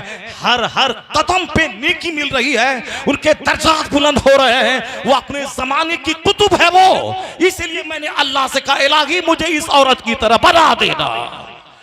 इन्नल्लाह ला यनज़ुरु इला सुवरिकुम व अमालिकुम वलाकिन यनज़ुरु इला कुलूबिकुम व अमालिकुम। अल्लाह तुम्हारी सूरतों को नहीं देखता है, अल्लाह तुम्हारे माल नहीं देखता है, दिलों को देखता है, अल्लाह नीयतों को देखता है। अल्लाह ताला हम सबों को जाहिर सजाने से ज्यादा बातिन सजाने की तौफीक अता फरमाए। कद अफलहा मन तज़क्का, वो कामयाब हुआ जिसने अपने आप को सुथरा किया, गुनाहों से बचाया। अगर कोई हाफिज किराए के घर में रहता है, टूटी चप्पल पहनता है, फटा हुआ कपड़ा पहनता है, अगर वो कुरान पे अमल करता है तो खरबपतियों से करोड़ों गुना बेहतर है, क्योंकि उनके घर में फरिश्तों का आना जाना होता है। कैपिटलिस्ट होना और है, नाइबे पैगंबर होना और है, 50 फैक्ट्री का मालिक होना और है, रसूल पाक का नाइब होना और है, जमींदार होना और है, पत्नीदार होना और है, अरबपति होना और है, 100 स्कॉर्पियो चलाने वाला होना और है, कुरान हदीस का इल्म सीख के मुस्तफ़ा का नाइब होना और है। अल्लाह तबारक व तआला हमको और आपको सबों को हुआ तो क्या सब हो गया।